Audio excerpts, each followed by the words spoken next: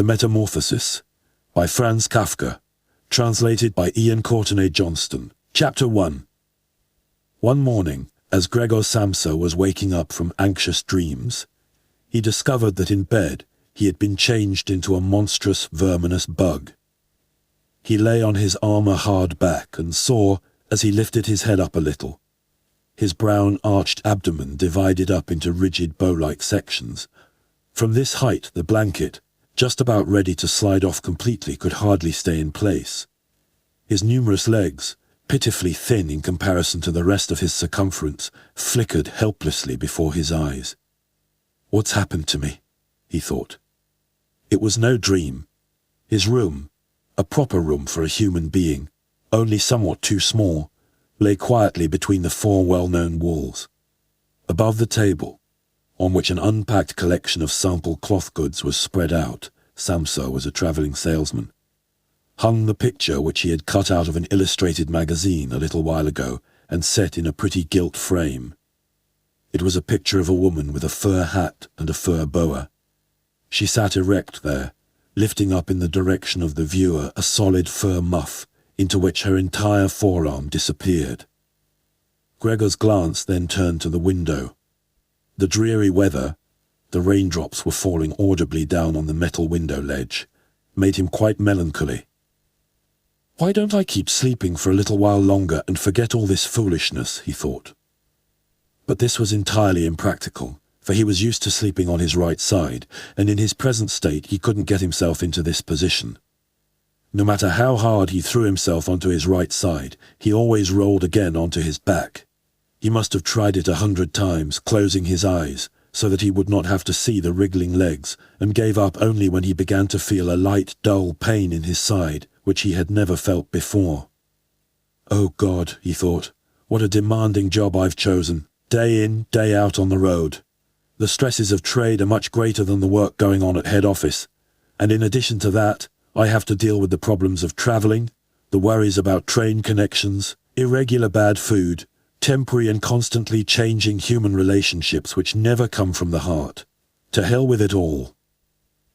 He felt a slight itching on the top of his abdomen. He slowly pushed himself on his back closer to the bedpost, so that he could lift his head more easily, found the itchy part, which was entirely covered with small white spots. He did not know what to make of them, and wanted to feel the place with a leg. But he retracted it immediately, for the contact felt like a cold shower all over him. He slid back again into his earlier position. "This getting up early," he thought, "makes a man quite idiotic. A man must have his sleep. Other travelling salesmen live like harem women. For instance, when I come back to the inn during the course of the morning to write up the necessary orders, these gentlemen are just sitting down to breakfast. If I were to try that with my boss, I'd be thrown out on the spot. Still, who knows whether that mightn't be really good for me. If I didn't hold back for my parents' sake, I would have quit ages ago. I would have gone to the boss and told him just what I think from the bottom of my heart. He would have fallen right off his desk.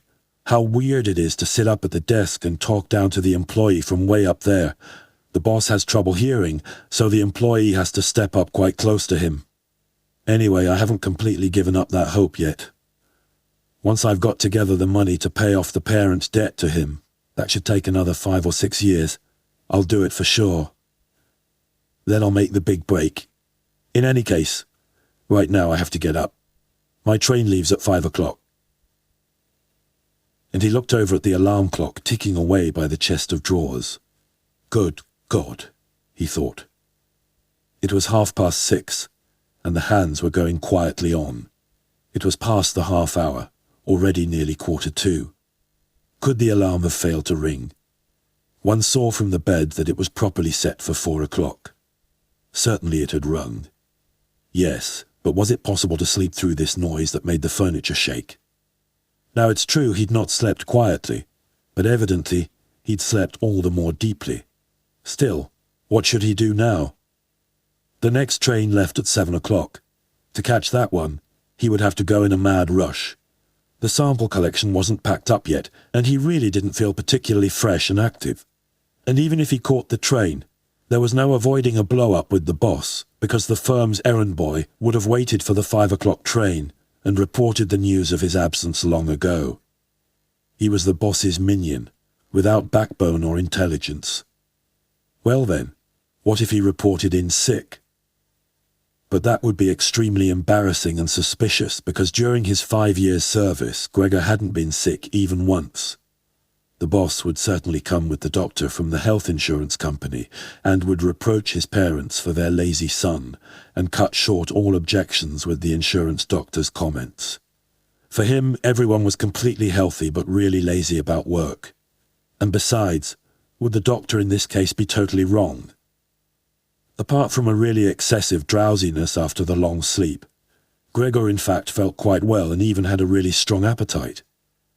As he was thinking all this over in the greatest haste, without being able to make the decision to get out of bed, the alarm clock was indicating exactly 7:15, there was a cautious knock on the door by the head of the bed. "Gregor," a voice called. It was his mother. "It's 7:15. Don't you want to be on your way?" The soft voice. Gregor was startled when he heard his voice answering. It was clearly and unmistakably his earlier voice, but in it was intermingled, as if from below, an irrepressibly painful squeaking which left the words positively distinct only in the first moment, and distorted them in the reverberation, so that one didn't know if one had heard correctly. Gregor wanted to answer in detail and explain everything, but in these circumstances he confined himself to saying, "Yes, yes, thank you, Mother. I'm getting up right away." Because of the wooden door, the change in Gregor's voice was not really noticeable outside, so his mother calmed down with this explanation and shuffled off. However, as a result of the short conversation, the other family members became aware of the fact that Gregor was unexpectedly still at home, and already his father was knocking on one side door, weakly, but with his fist. "Gregor, Gregor," he called out, "what's going on?" And after a short while he urged him on again in a deeper voice. "Gregor, Gregor." At the other side door, however, his sister knocked lightly. "Gregor, are you all right? Do you need anything?"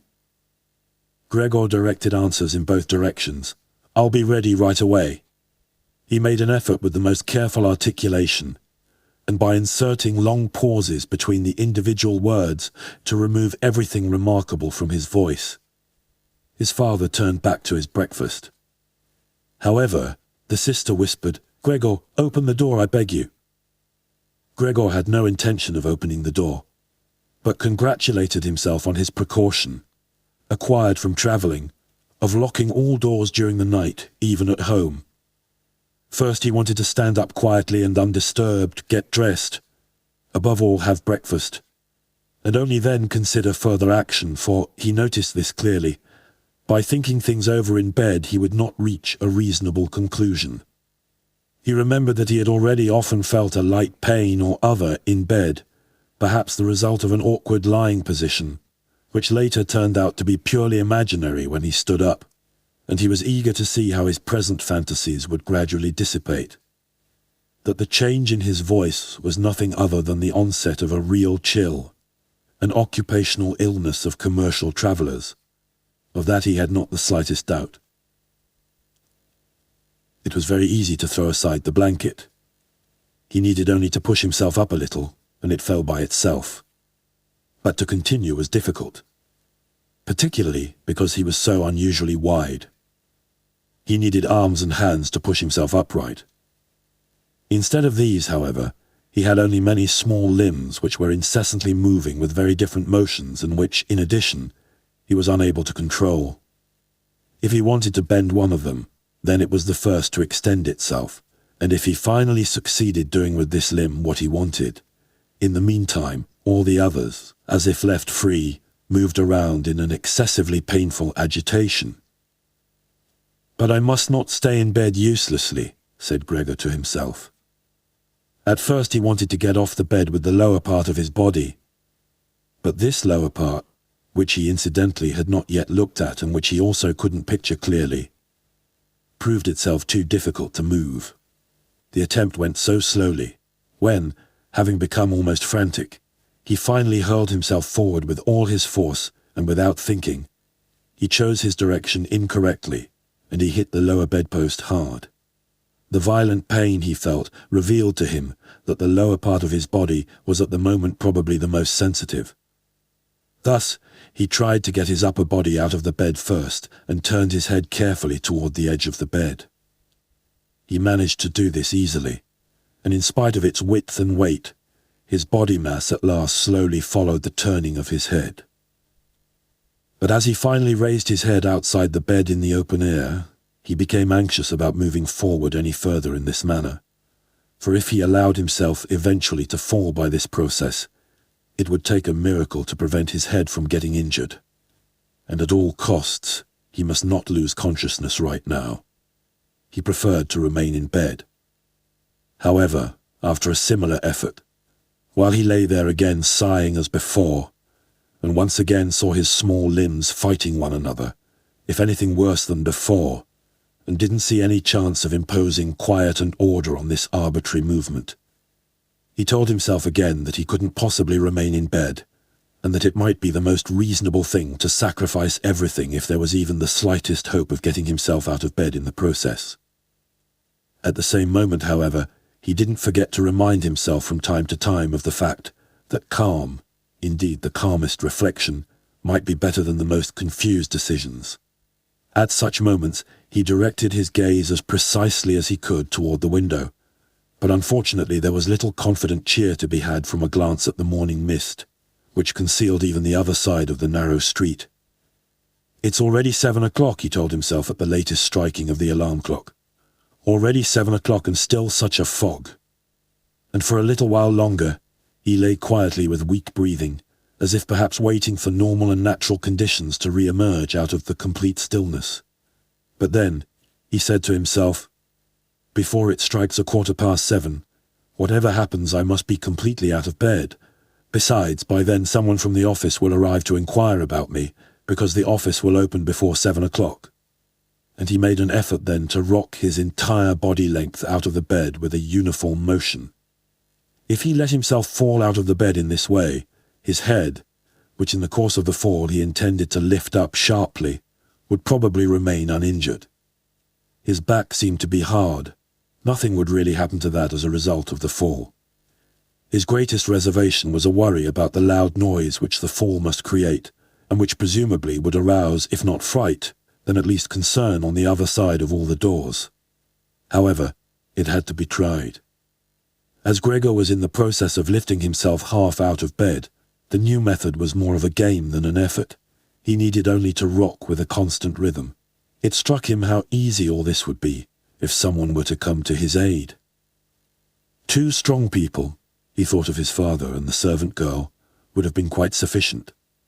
They would have only had to push their arms under his arched back to get him out of the bed, to bend down with their load, and then merely to exercise patience and care that he completed the flip onto the floor, where his diminutive legs would then, he hoped, acquire a purpose.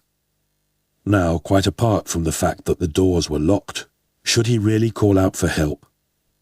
In spite of all his distress, he was unable to suppress a smile at this idea.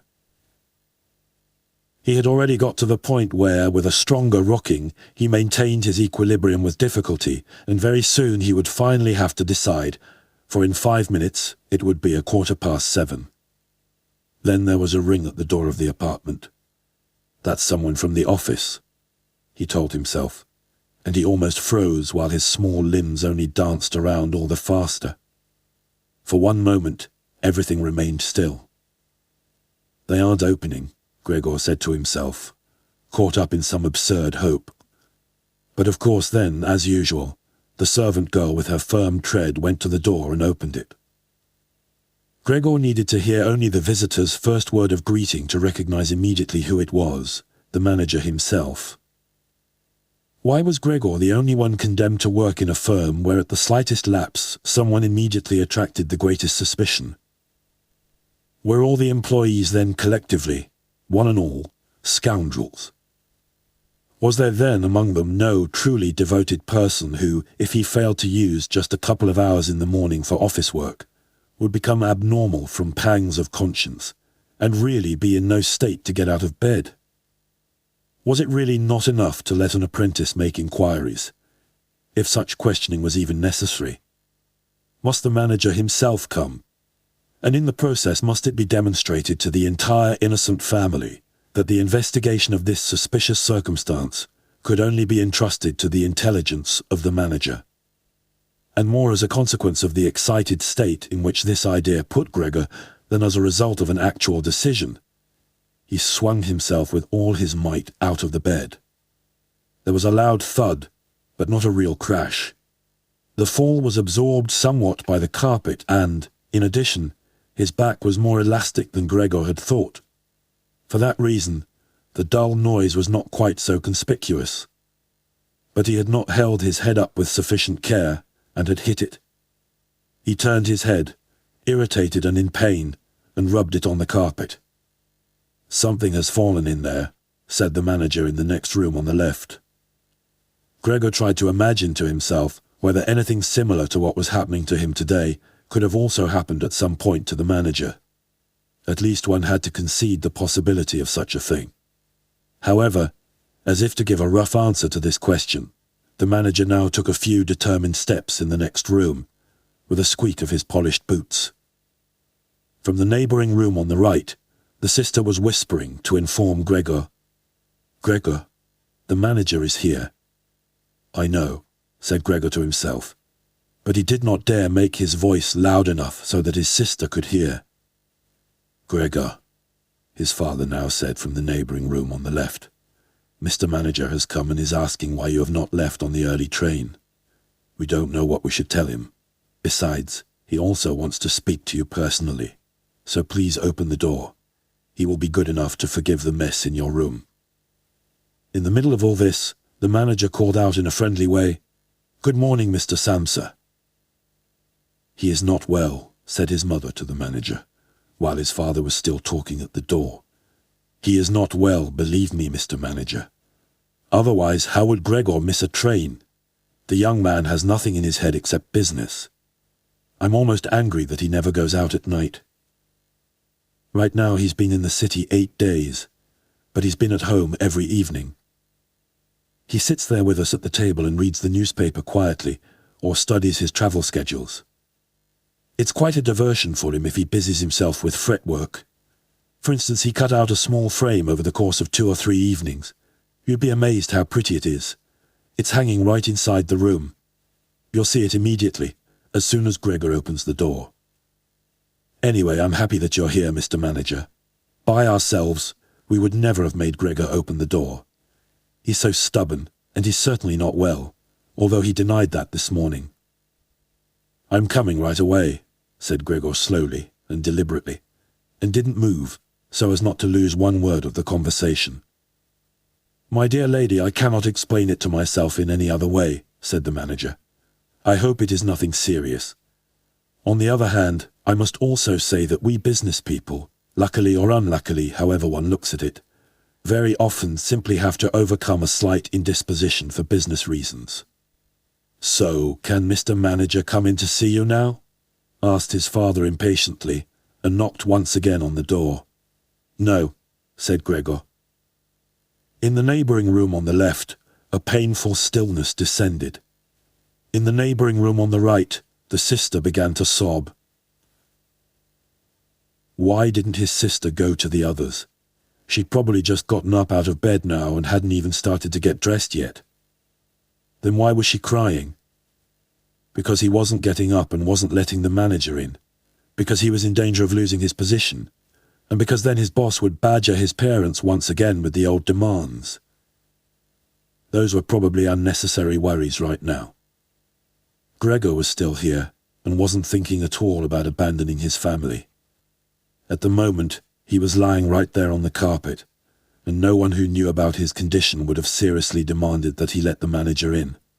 But Gregor wouldn't be casually dismissed right away because of this small discourtesy, for which he would find an easy and suitable excuse later on.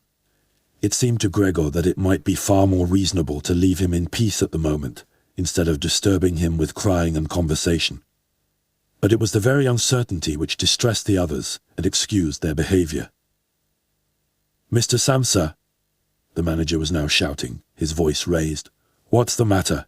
You're barricading yourself in your room. Answer with only a yes and a no. Are making serious and unnecessary troubles for your parents and neglecting, I mention this only incidentally, your commercial duties in a truly unheard of manner. I'm speaking here in the name of your parents and your employer, and I am requesting you in all seriousness for an immediate and clear explanation. I am amazed. I am amazed. I thought I knew you as a calm, reasonable person, and now you appear suddenly to want to start parading around in weird moods. The chief indicated to me earlier this very day a possible explanation for your neglect. It concerned the collection of cash entrusted to you a short while ago. But in truth I almost gave him my word of honor that this explanation could not be correct. However, now I see here your unimaginable pig-headedness, and I am totally losing any desire to speak up for you in the slightest. And your position is not at all the most secure. Originally I intended to mention all this to you privately, but since you are letting me waste my time here uselessly, I don't know why the matter shouldn't come to the attention of your parents. Your productivity has also been very unsatisfactory recently.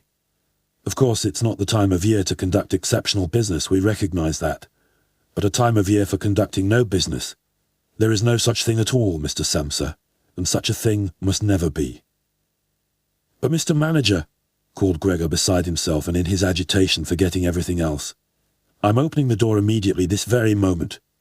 A slight indisposition, a dizzy spell, has prevented me from getting up. I'm still lying in bed right now, but now I'm quite refreshed once again. I'm in the midst of getting out of bed. Just have patience for a short moment. Things are not going so well as I thought, but things are all right. How suddenly this can overcome someone. Just yesterday evening, everything was fine with me. My parents certainly know that. Actually, just yesterday evening, I had a small premonition. People must have seen that in me. Why have I not reported that to the office? But people always think that they'll get over sickness without having to stay at home. Mr. Manager, take it easy on my parents. There is really no basis for the criticisms which you are now making against me, and really nobody has said a word to me about that. Perhaps you have not read the latest orders which I shipped. Besides, now I'm setting out on my trip on the 8 o'clock train. The few hours' rest have made me stronger. Mr. Manager, do not stay. I will be at the office in person right away. Please have the goodness to say that, and to convey my respects to the chief. While Gregor was quickly blurting all this out, hardly aware of what he was saying, he had moved close to the chest of drawers without effort, probably as a result of the practice he had already had in bed. And now he was trying to raise himself up on it. Actually, he wanted to open the door. He really wanted to let himself be seen by and to speak with the manager. He was keen to witness what the others now asking after him would say at the sight of him. If they were startled, then Gregor had no more responsibility and could be calm. But if they accepted everything quietly, then he would have no reason to get excited, and if he got a move on, could really be at the station around 8 o'clock. At first he slid down a few times from the smooth chest of drawers, but at last he gave himself a final swing and stood upright there. He was no longer at all aware of the pains in his lower body, no matter how they might still sting.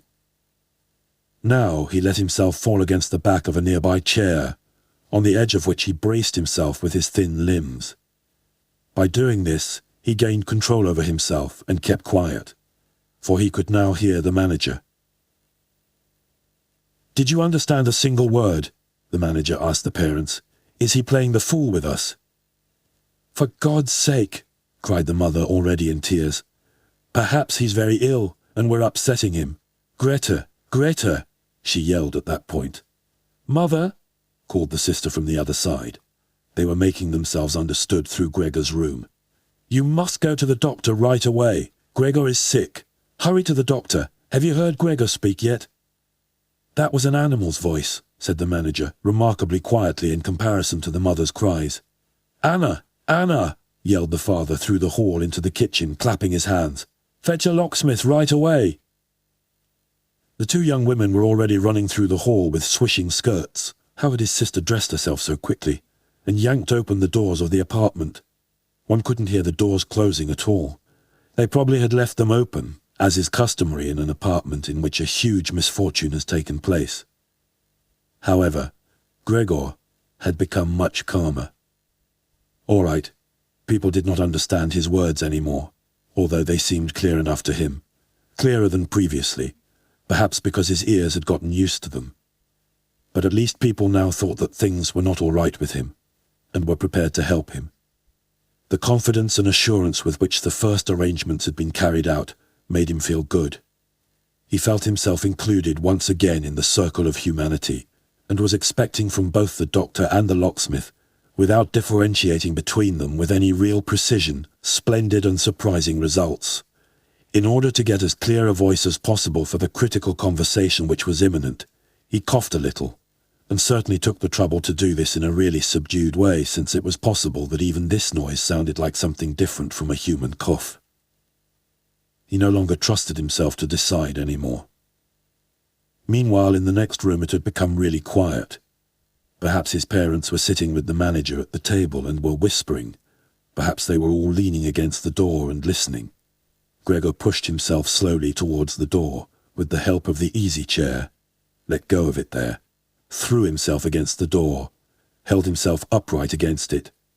The balls of his tiny limbs had a little sticky stuff on them, and rested there momentarily from his exertion. Then he made an effort to turn the key in the lock with his mouth. Unfortunately, it seemed that he had no real teeth. How then was he to grab hold of the key? But to make up for that, his jaws were naturally very strong. With their help, he managed to get the key really moving, and he did not notice that he was obviously inflicting some damage on himself, for a brown fluid came out of his mouth, flowed over the key, and dripped onto the floor. "Just listen for a moment," said the manager in the next room. "He's turning the key." For Gregor, that was a great encouragement, but they all should have called out to him, including his father and mother. "Come on, Gregor," they should have shouted. "Keep going. Keep working on the lock." Imagining that all his efforts were being followed with suspense, he bit down frantically on the key with all the force he could muster. As the key turned more, he danced around the lock. Now he was holding himself upright only with his mouth, and he had to hang on to the key or then press it down again with the whole weight of his body as necessary. The quite distinct click of the lock as it finally snapped really woke Gregor up. Breathing heavily, he said to himself, "So I didn't need the locksmith," and he set his head against the door handle to open the door completely. Because he had to open the door in this way, it was already open very wide without him yet being really visible. He first had to turn himself slowly around the edge of the door, very carefully of course, if he did not want to fall awkwardly on his back right at the entrance into the room.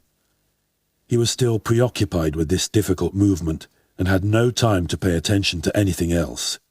When he heard the manager exclaim aloud, "Oh!" It sounded like the wind whistling. And now he saw him, nearest to the door, pressing his hand against his open mouth and moving slowly back, as if an invisible constant force was pushing him away. His mother, in spite of the presence of the manager, she was standing here with her hair sticking up on end, still a mess from the night, with her hands clasped, was looking at his father. She then went 2 steps towards Gregor, and collapsed right in the middle of her skirts, spreading out all around her, her face sunk on her breast, completely concealed. His father clenched his fist with a hostile expression, as if he wished to push Gregor back into his room, then looked uncertainly around the living room, covered his eyes with his hands, and cried so that his mighty breast shook.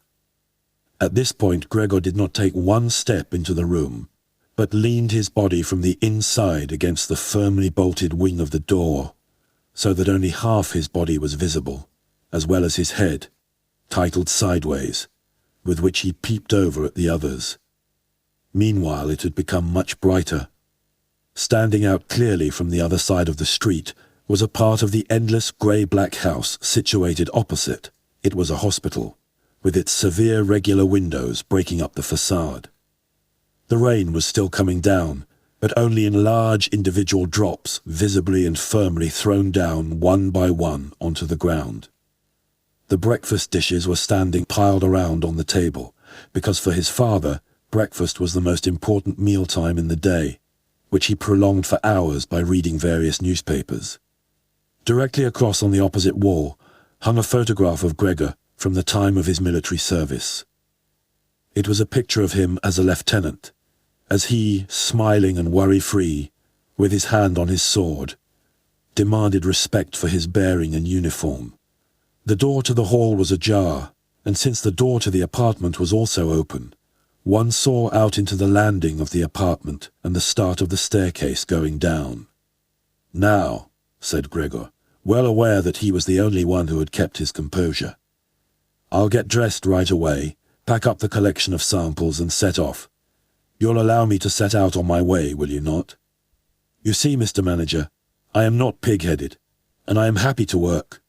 Travelling is exhausting, but I couldn't live without it. Where are you going, Mr. Manager? To the office? Really? Will you report everything truthfully? A person can be incapable of work momentarily, but that is precisely the best time to remember the earlier achievements and to consider that later, after the obstacles have been shoved aside, the person will work all the more keenly and intensely. I am really so indebted to Mr. Chief. You know that perfectly well. On the other hand, I am concerned about my parents and my sister. I'm in a fix, but I'll work myself out of it again. Don't make things more difficult for me than they already are. Speak up on my behalf in the office. People don't like travelling salesmen, I know that. People think they earn pots of money and thus lead a fine life. People don't even have any special reason to think through this judgment more clearly. But you, Mr. Manager, you have a better perspective on the interconnections than the other people. Even, I tell you in total confidence, a better perspective than Mr. Chairman himself, who in his capacity as the employer may let his judgment make casual mistakes at the expense of an employee. You also know well enough that the travelling salesman who is outside the office almost the entire year can become so easily a victim of gossip, coincidences, and groundless complaints, against which it's impossible for him to defend himself, since for the most part he doesn't hear about them at all, and only then when he's exhausted after finishing a trip, and gets to feel in his own body at home the nasty consequences which can't be thoroughly explored back to their origins. Mr. Manager, don't leave without speaking a word telling me that you'll at least concede that I'm a little in the right." But at Gregor's first words the manager had already turned away, and now he looked back at Gregor over his twitching shoulders with pursed lips. During Gregor's speech he was not still for a moment, but was moving away towards the door, without taking his eyes off Gregor, but really gradually, as if there was a secret ban on leaving the room. He was already in the hall, and after the sudden movement with which he finally pulled his foot out of the living room, one could have believed that he had just burned the sole of his foot.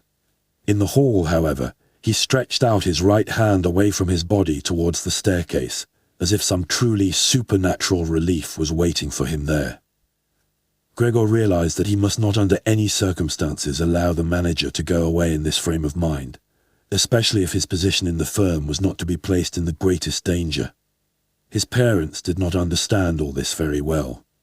Over the long years they had developed the conviction that Gregor was set up for life in his firm, and in addition, they had so much to do nowadays with their present troubles that all foresight was foreign to them. But Gregor had this foresight. The manager must be held back, calmed down, convinced, and finally won over. The future of Gregor and his family really depended on it. If only the sister had been there. She was clever. She had already cried while Gregor was still lying quietly on his back, and the manager, this friend of the lady's, would certainly let himself be guided by her. She would have closed the door to the apartment and talked him out of his fright in the hall. But the sister was not even there. Gregor must deal with it himself. Without thinking that as yet he didn't know anything about his present ability to move, and without thinking that his speech possibly, indeed probably, had once again not been understood, he left the wing of the door, pushed himself through the opening, and wanted to go over to the manager, who was already holding tight onto the handrail with both hands on the landing in a ridiculous way. But as he looked for something to hold on to, With a small scream, Gregor immediately fell down onto his numerous little legs. Scarcely had this happened when he felt for the first time that morning a general physical well-being. The small limbs had firm floor under them. They obeyed perfectly, as he noticed to his joy, and strove to carry him forward in the direction he wanted. Right away, he believed that the final amelioration of all his suffering was immediately at hand. But at the very moment when he lay on the floor, rocking in a restrained manner quite close and directly across from his mother, apparently totally sunk into herself, she suddenly sprang right up with her arms spread far apart, and her fingers extended, and cried out, "Help! For God's sake, help!" She held her head bowed down, as if she wanted to view Gregor better, but ran senselessly back, contradicting that gesture, forgetting that behind her stood the table with all the dishes on it. When she reached the table, she sat down heavily on it, as if absent-mindedly, and did not appear to notice at all that next to her coffee was pouring out onto the carpet in a full stream from the large overturned container. "Mother, Mother," said Gregor quietly, and looked over towards her. The manager momentarily had disappeared completely from his mind. By contrast, at the sight of the flowing coffee, he couldn't stop himself snapping his jaws in the air a few times. At that, his mother screamed all over again, hurried from the table, and collapsed into the arms of his father, who was rushing towards her. But Gregor had no time right now for his parents. The manager was already on the staircase. His chin level with the banister, the manager looked back for the last time. Gregor took an initial movement to catch up to him if possible. But the manager must have suspected something, because he made a leap down over a few stairs and disappeared, still shouting, "Ha!" The sound echoed throughout the entire stairwell. Now, unfortunately, this flight of the manager also seemed completely to bewilder his father, who earlier had been relatively calm. For instead of running after the manager himself, or at least not hindering Gregor from his pursuit, with his right hand he grabbed hold of the manager's cane, which he had left behind with his hat and overcoat on a chair. With his left hand his father picked up a large newspaper from the table and, stamping his feet on the floor, he set out to drive Gregor back into his room by waving the cane and the newspaper. No request of Gregor's was of any use. No request would even be understood. No matter how willing he was to turn his head respectfully, his father just stomped all the harder with his feet. Across the room from him, his mother had pulled open a window, in spite of the cool weather, and leaning out with her hands on her cheeks, she pushed her face far outside the window. Between the alley and the stairwell, a strong draught came up. The curtains on the window flew around. The newspapers on the table swished, and individual sheets fluttered down over the floor. The father relentlessly pressed forward, pushing out sibilants, like a wild man. Now Gregor had no practice at all in going backwards. It was really going very slowly. If Gregor only had been allowed to turn himself around, he would have been in his room right away. But he was afraid to make his father impatient by the time-consuming process of turning around, and each moment he faced the threat of a mortal blow on his back or his head from the cane in his father's hand. Finally, Gregor had no other option, for he noticed with horror that he did not understand yet how to maintain his direction going backwards. And so he began, amid constantly anxious sideways glances in his father's direction, to turn himself around as quickly as possible, although in truth this was only very slowly. Perhaps his father noticed his good intentions, for he did not disrupt Gregor in this motion, but with the tip of the cane from a distance, he even directed here and there Gregor's rotating movement. If only there hadn't been his father's unbearable hissing. Because of that, Gregor totally lost his head. He was already almost totally turned around, when always with this hissing in his ear, he just made a mistake and turned himself back a little. But when he finally was successful in getting his head in front of the door opening, it became clear that his body was too wide to go through any further. Naturally, his father, in his present mental state, had no idea of opening the other wing of the door a bit to create a suitable passage for Gregor to get through. His single fixed thought was that Gregor must get into his room as quickly as possible. He would never have allowed the elaborate preparations that Gregor required to orient himself and thus perhaps get through the door. On the contrary, as if there were no obstacle, and with a peculiar noise, he now drove Gregor forwards. Behind Gregor, the sound was at this point no longer like the voice of only a single father. Now it was really no longer a joke, and Gregor forced himself, come what might, into the door. One side of his body was lifted up. He lay at an angle in the door opening. His one flank was sore with the scraping. On the white door, ugly blotches were left. Soon he was stuck fast, and would have not been able to move any more on his own. The tiny legs on one side hung twitching in the air above. The ones on the other side were pushed painfully into the floor. Then his father gave him one really strong, liberating push from behind, and he scurried, bleeding severely, far into the interior of his room. The door was slammed shut with the cane, and finally it was quiet. Chapter 2. Gregor first woke up from his heavy, swoon-like sleep in the evening twilight. He would certainly have woken up soon afterwards without any disturbance, for he felt himself sufficiently rested and wide awake, although it appeared to him as if a hurried step and a cautious closing of the door to the hall had aroused him. The shine of the electric streetlights lay pale here and there on the ceiling and on the higher parts of the furniture, but underneath around Gregor it was dark. He pushed himself slowly toward the door, still groping awkwardly with his feelers, which he now learned to value for the first time, to check what was happening there. His left side seemed one single long, unpleasantly stretched scar, and he really had to hobble on his 2 rows of legs. In addition, one small leg had been seriously wounded in the course of the morning incident. It was almost a miracle that only one had been hurt, and dragged lifelessly behind. By the door he first noticed what had really lured him there. It was the smell of something to eat. For there stood a bowl filled with sweetened milk, in which swam tiny pieces of white bread. He almost laughed with joy, for he now had a much greater hunger than in the morning, and he immediately dipped his head almost up to and over his eyes down into the milk. But he soon drew it back again in disappointment, not just because it was difficult for him to eat on account of his delicate left side. He could eat only if his entire panting body worked in a coordinated way, but also because the milk, which otherwise was his favorite drink, and which his sister had certainly placed there for that reason, did not appeal to him at all. He turned away from the bowl almost with aversion, and crept back into the middle of the room. In the living room, as Gregor saw through the crack in the door, the gas was lit.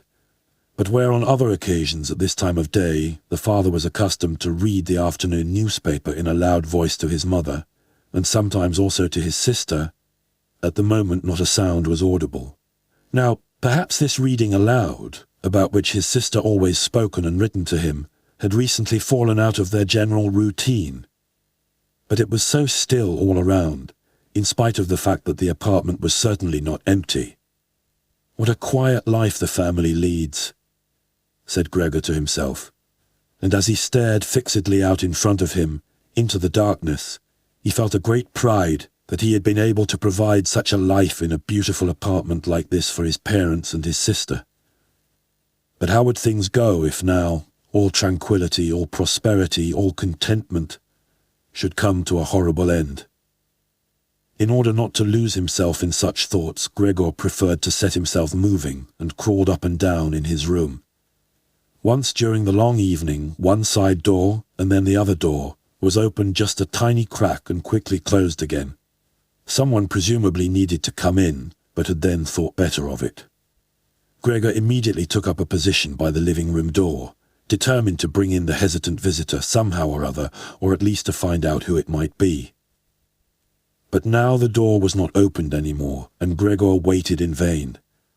Earlier, when the door had been barred, they had all wanted to come in to him. Now, when he had opened one door, and when the others had obviously been opened during the day, no one came any more, and the keys were stuck in the locks on the outside. The light in the living room was turned off only late at night, and now it was easy to establish that his parents and his sister had stayed awake all this time, for one could hear clearly as all 3 moved away on tiptoe. Now it was certain that no one would come into Gregor any more until the morning. Thus, he had a long time to think undisturbed about how he should reorganize his life from scratch. But the high, open room, in which he was compelled to lie flat on the floor, made him anxious, without his being able to figure out the reason, for he had lived in the room for 5 years. With a half-unconscious turn, and not without a slight shame, he scurried under the couch, where, in spite of the fact that his back was a little cramped and he could no longer lift up his head, he felt very comfortable and was sorry only that his body was too wide to fit completely under it. There he remained the entire night, which he spent partly in a state of semi-sleep, out of which his hunger constantly woke him with a start, but partly in a state of worry and murky hopes, which all led to the conclusion that for the time being he would have to keep calm and with patience and the greatest consideration for his family tolerate the troubles which in his present condition he was now forced to cause them. Already early in the morning, it was still almost night, Gregor had an opportunity to test the power of the decisions he had just made. For his sister, almost fully dressed, opened the door from the hall into his room and looked eagerly inside. She did not find him immediately, but when she noticed him under the couch, God, he had to be somewhere or other, for he could hardly fly away. She got such a shock that, without being able to control herself, she slammed the door shut once again from the outside.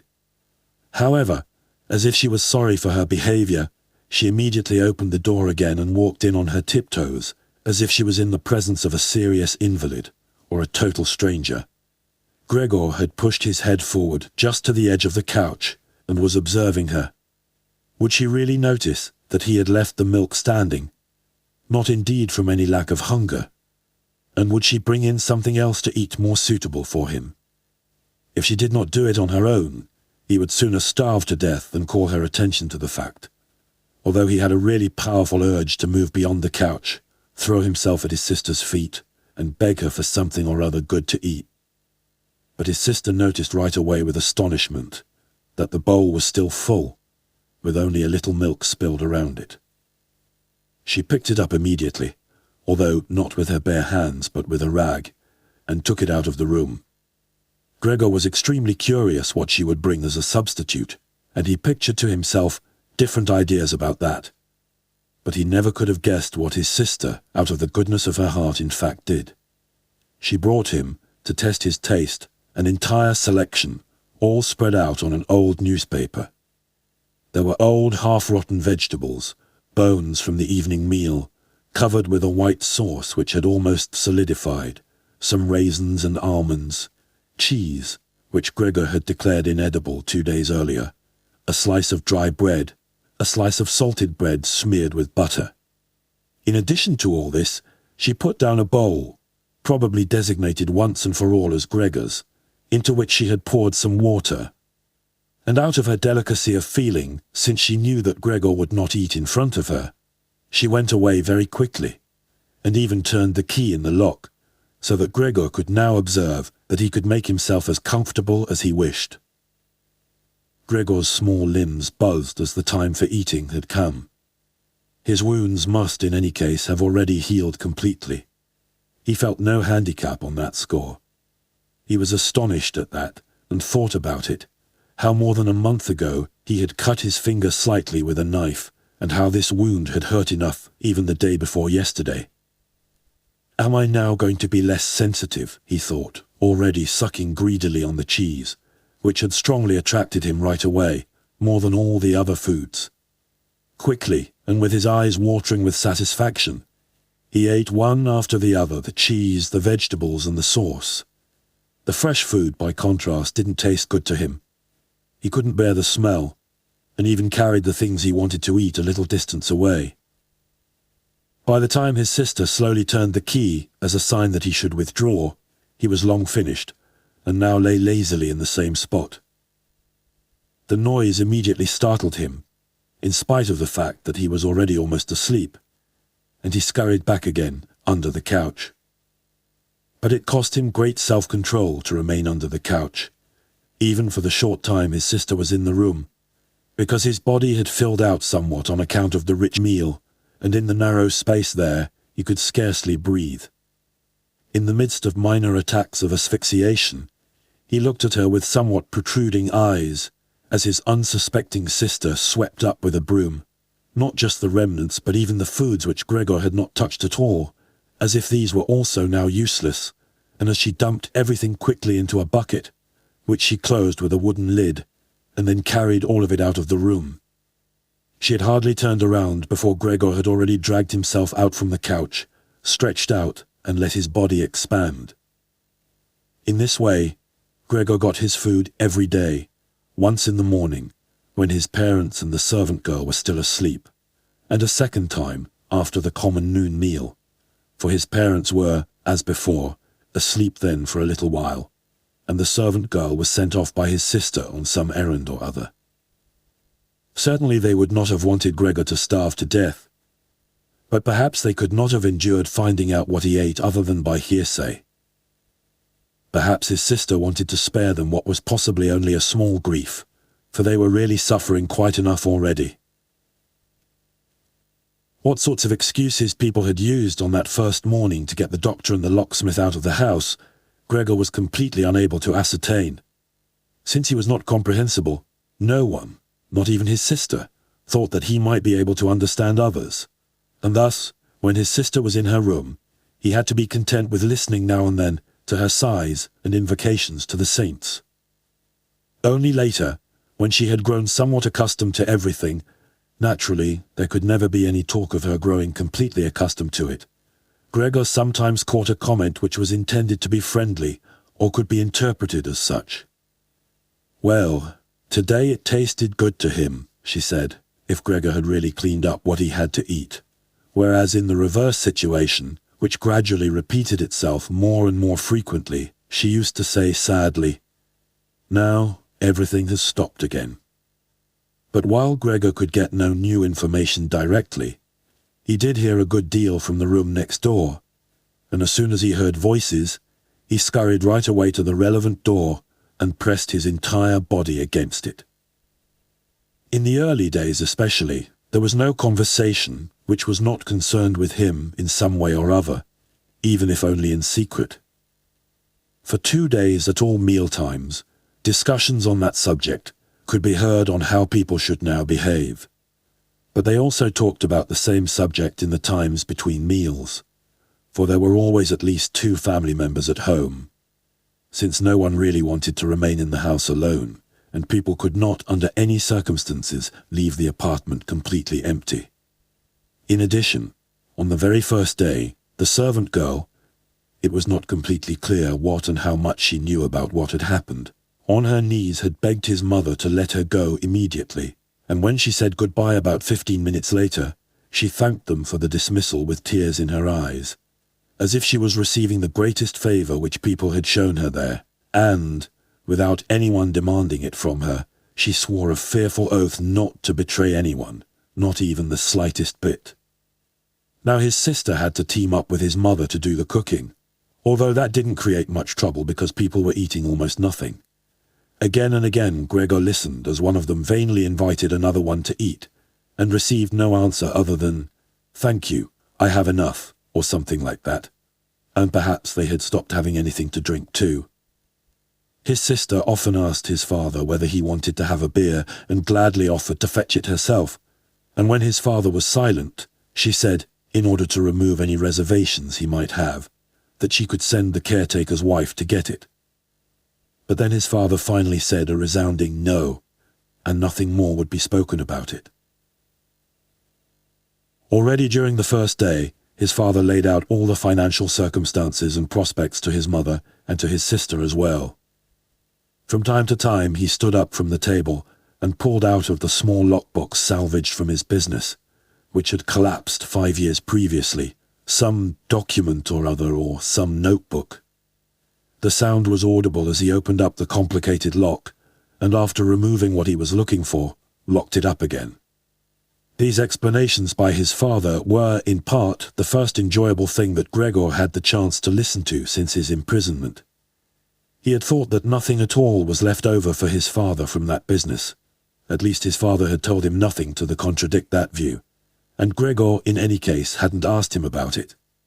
At the time, Gregor's only concern had been to devote everything he had in order to allow his family to forget as quickly as possible the business misfortune which had brought them all into a state of complete hopelessness.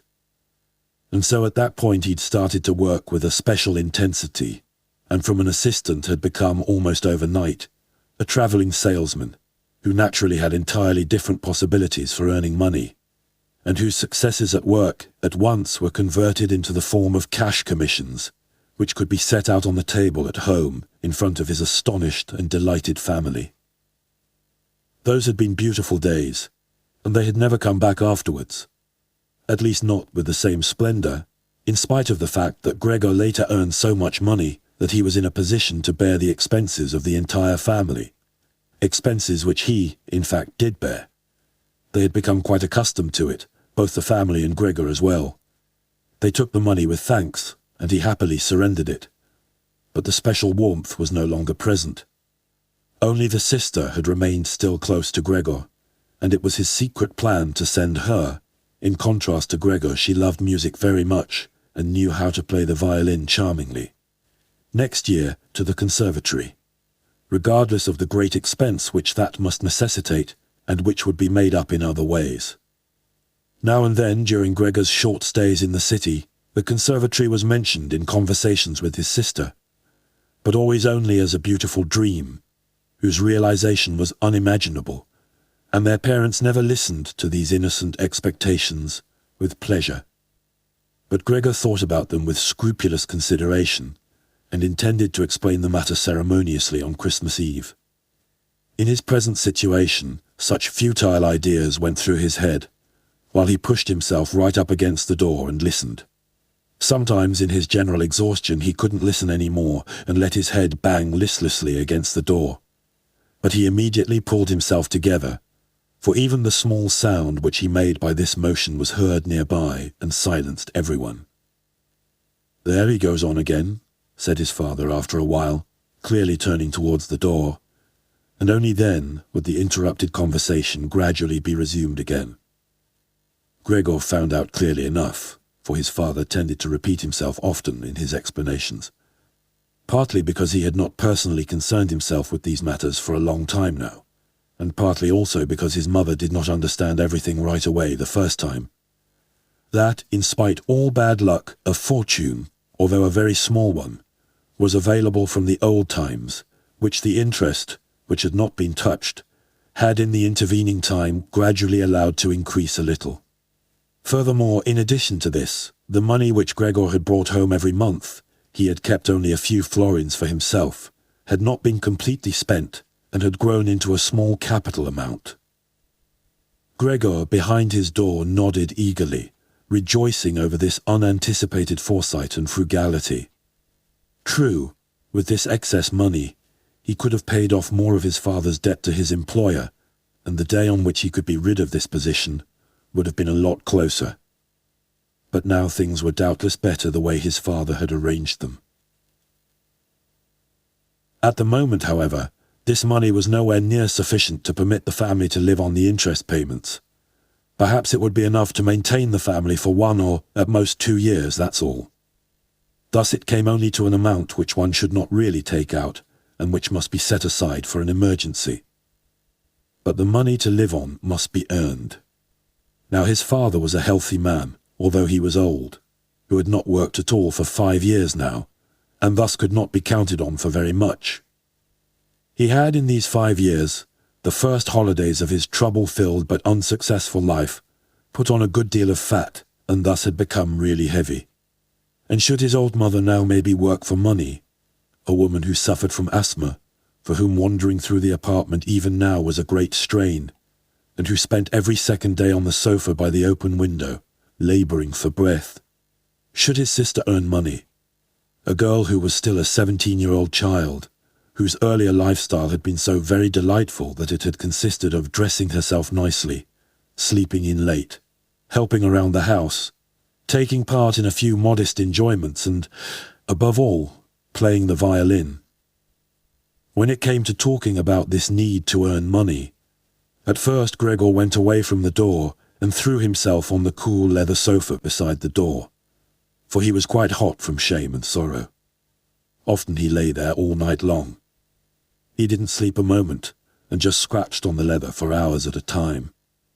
He undertook the very difficult task of shoving a chair over to the window. Then he crept up on the windowsill and, braced in the chair, leaned against the window to look out, obviously with some memory or other of the satisfaction which that used to bring him in earlier times. Actually, from day to day he perceived things with less and less clarity, even those a short distance away. The hospital across the street, the all too frequent sight of which he had previously cursed, was not visible at all anymore. And if he had not been precisely aware that he lived in the quiet but completely urban Charlotte Street, he could have believed that from his window he was peering out at a featureless wasteland, in which the grey heaven and the grey earth had merged and were indistinguishable. His attentive sister must have observed a couple of times that the chair stood by the window. Then, after cleaning up the room, each time she pushed the chair back right against the window, and from now on she even left the inner casement open. If Gregor had only been able to speak to his sister and thank her for everything that she had to do for him, he would have tolerated her service more easily. As it was, he suffered under it. The sister admittedly sought to cover up the awkwardness of everything as much as possible, and as time went by, she naturally got more successful at it. But with the passing of time, Gregor also came to understand everything more precisely. Even her entrance was terrible for him. As soon as she entered, she ran straight to the window, without taking the time to shut the door, in spite of the fact that she was otherwise very considerate in sparing anyone the sight of Gregor's room, and yanked the window open with eager hands, as if she was almost suffocating, and remained for a while by the window breathing deeply, even when it was still so cold. With this running and noise she frightened Gregor twice every day. The entire time he trembled under the couch, and yet he knew very well that she would certainly have spared him gladly if it had only been possible to remain with the window closed in a room where Gregor lived. On one occasion, about 1 month had already gone by since Gregor's transformation, and there was now no particular reason any more for his sister to be startled at Gregor's appearance. She came a little earlier than usual, and came upon Gregor, as he was still looking out the window, immobile and well positioned to frighten someone. It would not have come as a surprise to Gregor if she had not come in, since his position was preventing her from opening the window immediately. But she not only did not step inside, she even retreated and shut the door. A stranger really could have concluded from this that Gregor had been lying in wait for her and wanted to bite her. Of course, Gregor immediately concealed himself under the couch, but he had to wait until the noon meal before his sister returned, and she seemed much less calm than usual. From this he realized that his appearance was still constantly intolerable to her, and must remain intolerable in future, and that she really had to exert a lot of self-control, not to run away from a glimpse of only the small part of his body which stuck out from under the couch. In order to spare her even this sight, one day he dragged the sheet on his back onto the couch. This task took him 4 hours, and arranged it in such a way that he was now completely concealed, and his sister, even if she bent down, could not see him. If this sheet was not necessary as far as she was concerned, then she could remove it, for it was clear enough that Gregor could not derive any pleasure from isolating himself away so completely. But she left the sheet just as it was, and Gregor believed he even caught a look of gratitude when on one occasion he carefully lifted up the sheet a little with his head, to check as his sister took stock of the new arrangement. In the first 2 weeks his parents could not bring themselves to visit him, and he often heard how they fully acknowledged his sister's present work. Whereas earlier they had often got annoyed at his sister, because she had seemed to them a somewhat useless young woman. However, now both his father and his mother often waited in front of Gregor's door while his sister cleaned up inside, and as soon as she came out she had to explain in detail how things looked in the room, what Gregor had eaten, how he had behaved this time, and whether perhaps a slight improvement was perceptible. In any event, his mother comparatively soon wanted to visit Gregor, but his father and his sister restrained her, at first with reasons which Gregor listened to very attentively, and which he completely endorsed. Later, however, they had to hold her back forcefully, and when she then cried, "Let me go to Gregor. He's my unlucky son. Don't you understand that I have to go to him?" Gregor then thought that perhaps it would be a good thing if his mother came in.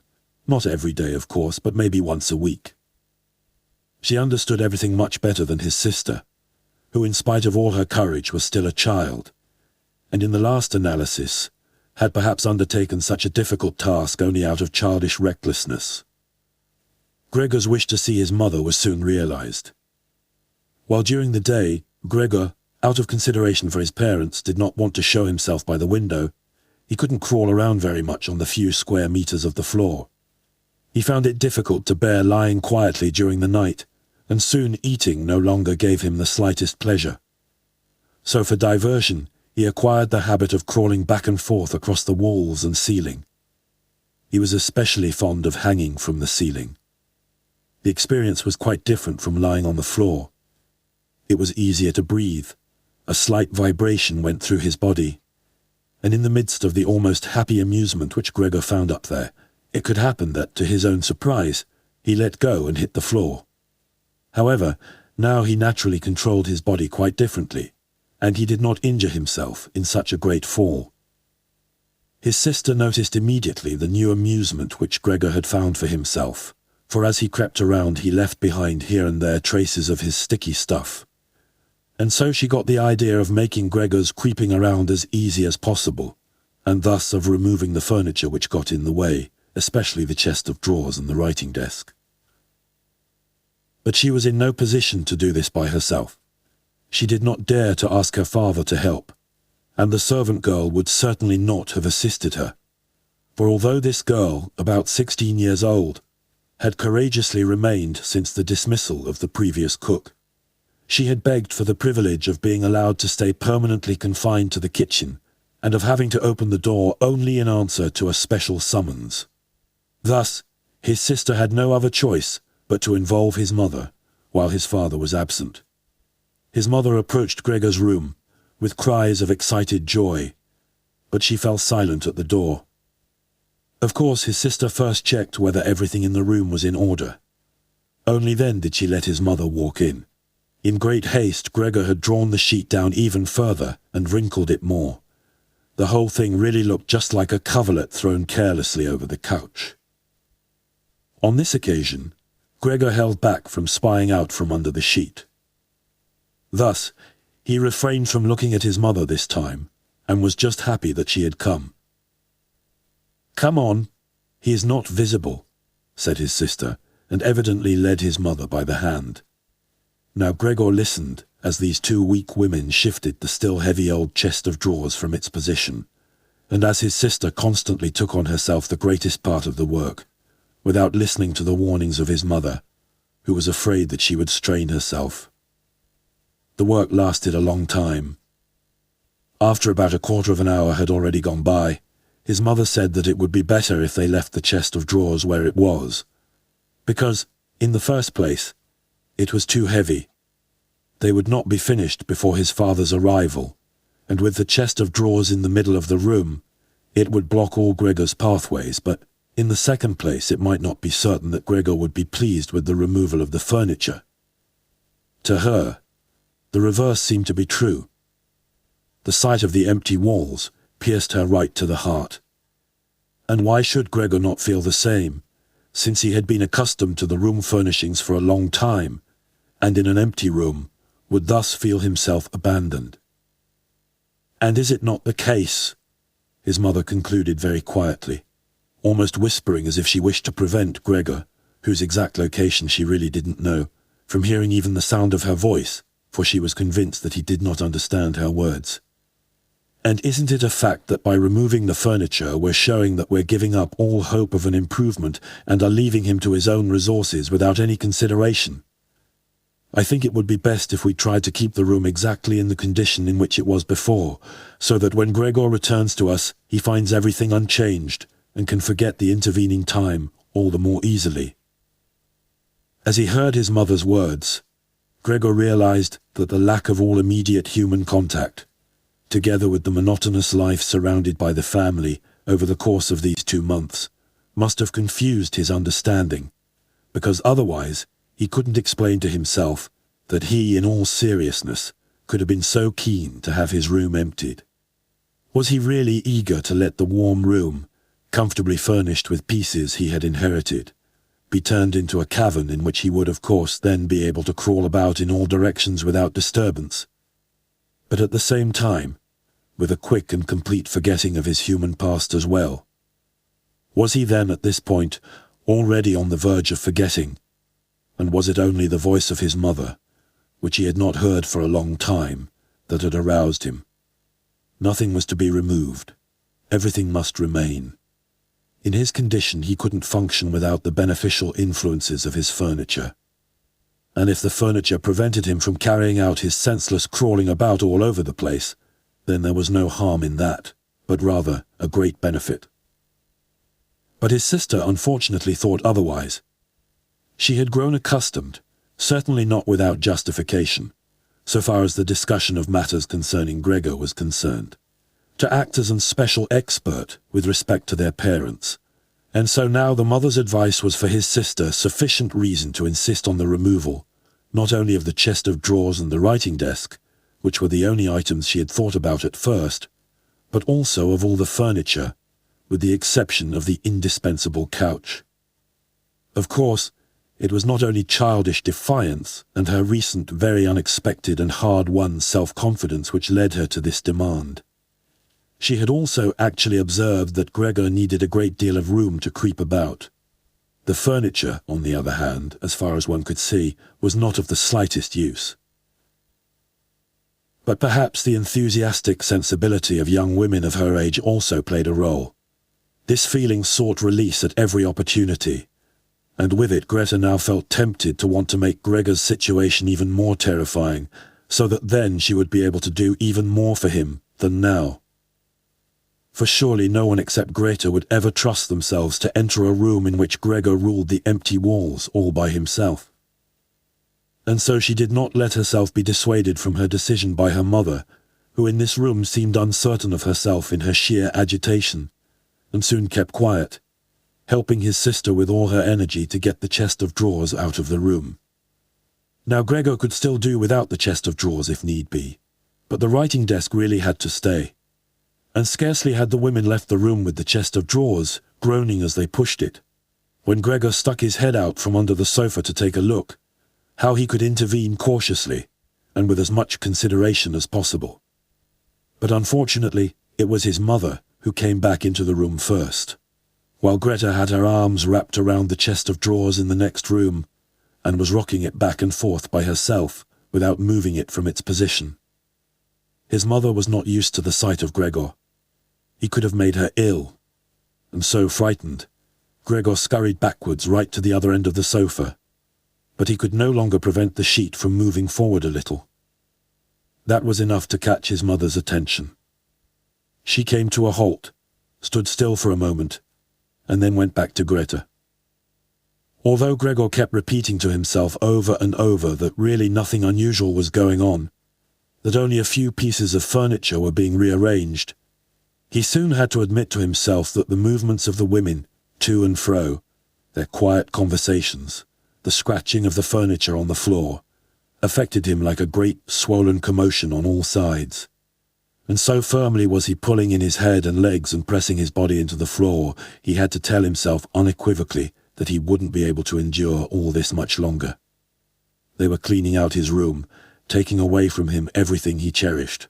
They had already dragged out the chest of drawers in which the fretsaw and other tools were kept, and they were now loosening the writing desk, which was fixed tight to the floor, the desk on which he, as a business student, a school student, indeed even as an elementary school student, had written out his assignments.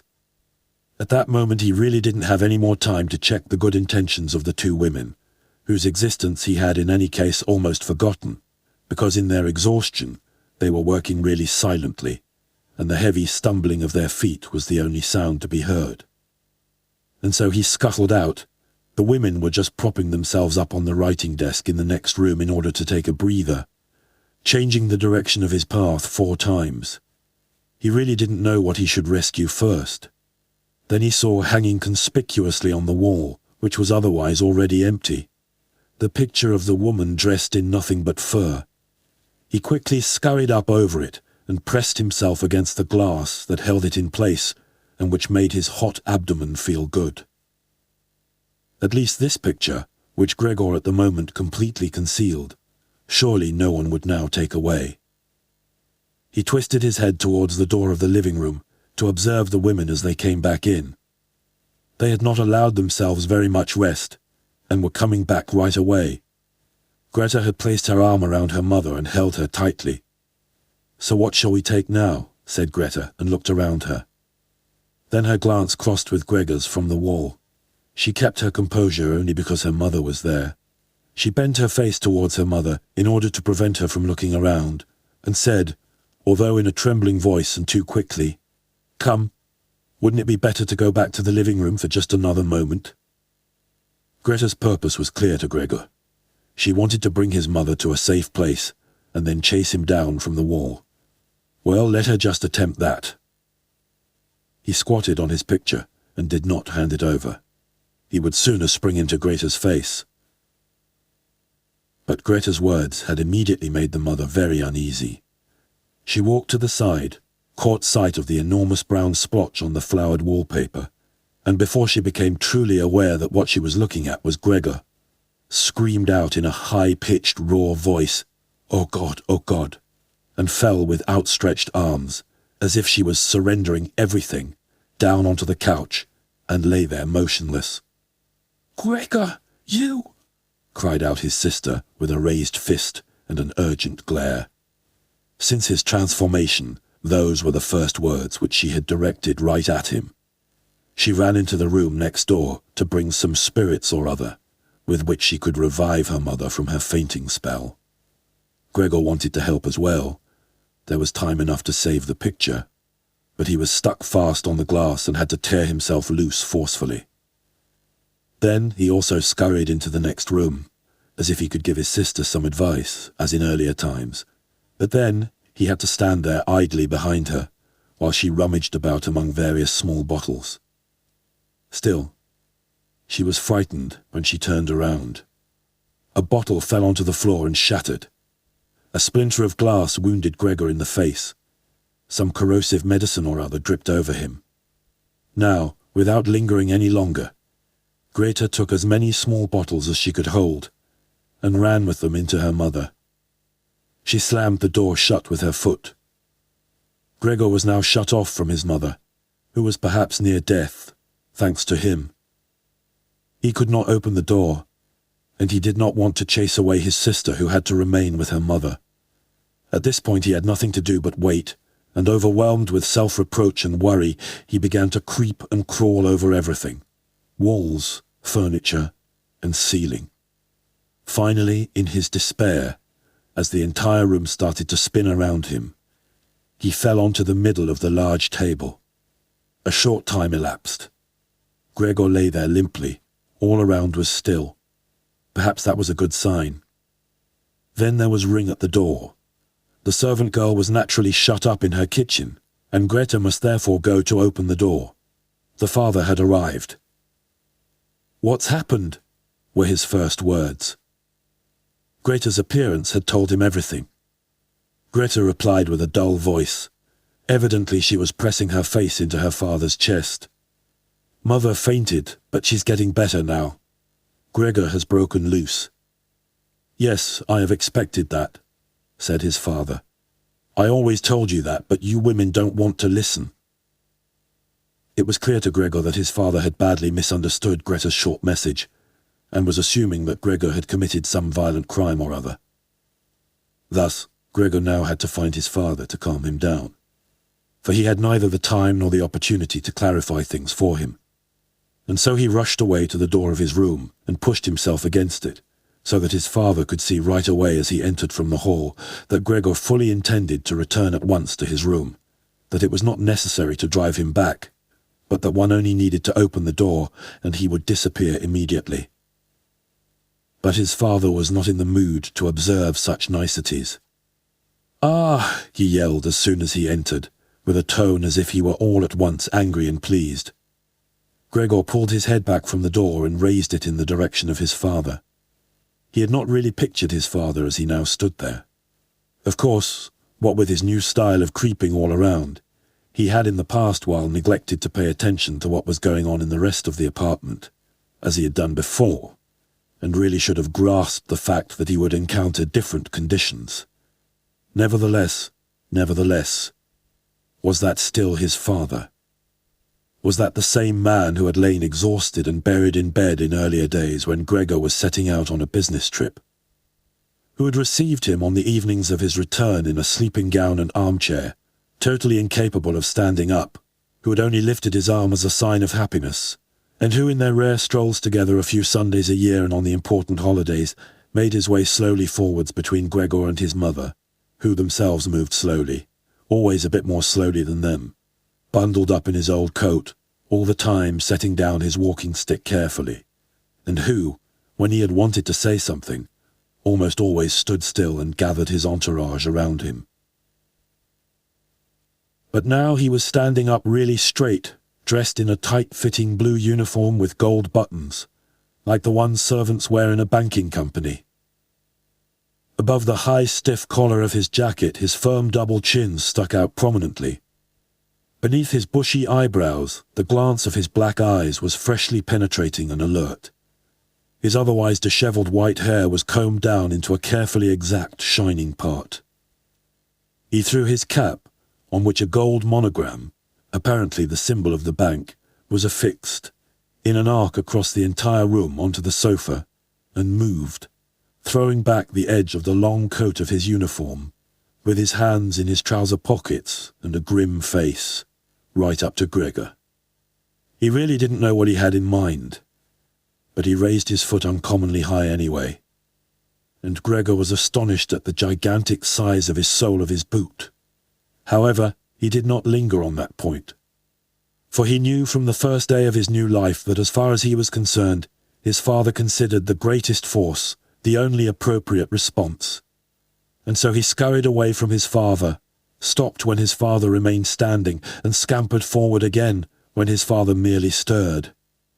In this way they made their way around the room repeatedly, without anything decisive taking place. Indeed, because of the slow pace, it didn't look like a chase. Gregor remained on the floor for the time being, especially as he was afraid that his father could take a flight up onto the wall or the ceiling as an act of real malice. At any event, Gregor had to tell himself that he couldn't keep up this running around for a long time, because whenever his father took a single step, he had to go through an enormous number of movements. Already, he was starting to suffer from a shortage of breath, just as in his earlier days his lungs had been quite unreliable. As he now staggered around in this way in order to gather all his energies for running, hardly keeping his eyes open, in his listlessness he had no notion at all of any escape other than by running, and had almost already forgotten that the walls were available to him, although they were obstructed by carefully carved furniture full of sharp points and spikes. At that moment, something or other thrown casually flew down close by and rolled in front of him. It was an apple. Immediately, a second one flew after it. Gregor stood still in fright. Further flight was useless, for his father had decided to bombard him. From the fruit bowl on the sideboard, his father had filled his pockets, and now, without for the moment taking accurate aim, was throwing apple after apple. These small red apples rolled as if electrified around on the floor and collided with each other. A weakly thrown apple grazed Gregor's back, but skidded off harmlessly. However, another thrown immediately after that one drove into Gregor's back really hard. Gregor wanted to drag himself off, as if the unexpected and incredible pain would go away if he changed his position. But he felt as if he was nailed in place and lay stretched out completely confused in all his senses. Only with his final glance did he notice how the door of his room was pulled open, and how, right in front of his sister, who was yelling, his mother ran out in her undergarments, for his sister had undressed her in order to give her some freedom to breathe in her fainting spell. and how his mother then ran up to his father. On the way, her tied-up skirts, one after the other, slipped toward the floor, and how, tripping over her skirts, she hurled herself onto his father and, throwing her arms around him in complete union with him. But at this moment, Gregor's powers of sight gave way, as her hands reached to the back of his father's head, and she begged him to spare Gregor's life. Chapter 3. Gregor's serious wound, from which he suffered for over a month, since no one ventured to remove the apple, it remained in his flesh as a visible reminder, seemed by itself to have reminded the father that, in spite of his present unhappy and hateful appearance, Gregor was a member of the family, something one should not treat as an enemy, and that it was, on the contrary, a requirement of family duty to suppress one's aversion, and to endure. Nothing else. Just endure. And if through his wound Gregor had now apparently lost for good his ability to move, and for the time being needed many, many minutes to crawl across this room, like an aged invalid, so far as creeping up high was concerned, that was unimaginable. Nevertheless, for this worsening of his condition, in his opinion, he did get completely satisfactory compensation, because every day towards evening, the door to the living room, which he was in the habit of keeping a sharp eye on even 1 or 2 hours beforehand, was opened, so that he, lying down in the darkness of his room, invisible from the living room, could see the entire family at the illuminated table and listen to their conversation, to a certain extent with their common permission, a situation quite different from what happened before. Of course, it was no longer the animated social interaction of former times, about which Gregor in small hotel rooms had always thought about with a certain longing, when, tired out, he had to throw himself in the damp bedclothes. For the most part, what went on now was very quiet. After the evening meal, the father fell asleep quickly in his armchair. The mother and sister talked guardedly to each other in the stillness. Bent far over, the mother sewed fine undergarments for a fashion shop. The sister, who had taken on a job as a salesgirl in the evening, studied stenography and French so as perhaps later to obtain a better position. Sometimes the father woke up and, as if he was quite ignorant that he had been asleep, said to the mother, "How long you have been sewing today," and went right back to sleep, while the mother and the sister smiled tiredly to each other. With a sort of stubbornness, the father refused to take off his servant's uniform even at home, and while his sleeping gown hung unused on the coat hook, the father dozed completely dressed in his place, as if he was always ready for his responsibility, and even here was waiting for the voice of his superior. As a result, in spite of all the care of the mother and sister, his uniform, which even at the start was not new, grew dirty, and Gregor looked, often for the entire evening, at this clothing, with stains all over it and with its gold buttons always polished, in which the old man, although very uncomfortable, slept peacefully nonetheless. As soon as the clock struck 10, the mother tried encouraging the father gently to wake up, and then persuading him to go to bed, on the ground that he couldn't get a proper sleep here, and the father, who had to report for service at 6 o'clock, really needed a good sleep. But in his stubbornness, which had gripped him since he had become a servant, he insisted always on staying even longer by the table, although he regularly fell asleep, and then could only be prevailed upon with the greatest difficulty to trade his chair for the bed. No matter how much the mother and sister might at that point work on him, with small admonitions, for a quarter of an hour he would remain, shaking his head slowly, his eyes closed, without standing up.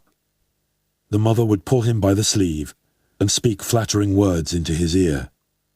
The sister would leave her work to help her mother, but that would not have the desired effect on the father. He would settle himself even more deeply in his armchair.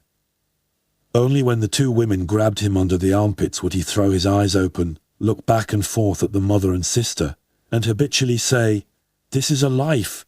This is the peace and quiet of my old age." And propped up by both women, he would heave himself up, elaborately, as if for him it was the greatest travail, allow himself to be led to the door by the women, wave them away there, and proceed on his own from there, while the mother quickly threw down her sewing implements and the sister her pen in order to run after the father and help him some more. In this overworked and exhausted family, who had time to worry any longer about Gregor more than was absolutely necessary, the household was constantly getting smaller. The servant girl was now let go. A huge bony cleaning woman with white hair flapping all over her head came in the morning and the evening to do the heaviest work. The mother took care of everything else in addition to her considerable sewing work. It even happened that various pieces of family jewelry, which previously the mother and sister had been overjoyed to wear on social and festive occasions, were sold, as Gregor found out in the evening from the general discussion of the prices they had fetched. But the greatest complaint was always that they could not leave this apartment, which was too big for their present means, since it was impossible to imagine how Gregor might be moved. But Gregor fully recognized that it was not just consideration for him which was preventing a move, for he could have been transported easily in a suitable box with a few air holes. The main thing holding the family back from a change in living quarters was far more their complete hopelessness, and the idea that they had been struck by a misfortune like no one else in their entire circle of relatives and acquaintances. What the world demands of poor people, they now carried out to an extreme degree. The father brought breakfast to the petty officials at the bank. The mother sacrificed herself for the undergarments of strangers. The sister behind her desk was at the beck and call of customers. But the family's energies did not extend any further, and the wound in his back began to pain Gregor all over again, when now mother and sister, after they had escorted the father to bed, came back, let their work lie, moved close together, and sat cheek to cheek. And when his mother would now say, pointing to Gregor's room, "Close the door, Greta," and when Gregor was again in the darkness, while close by the women mingled their tears or, quite dry-eyed, stared at the table. Gregor spent his nights and days with hardly any sleep.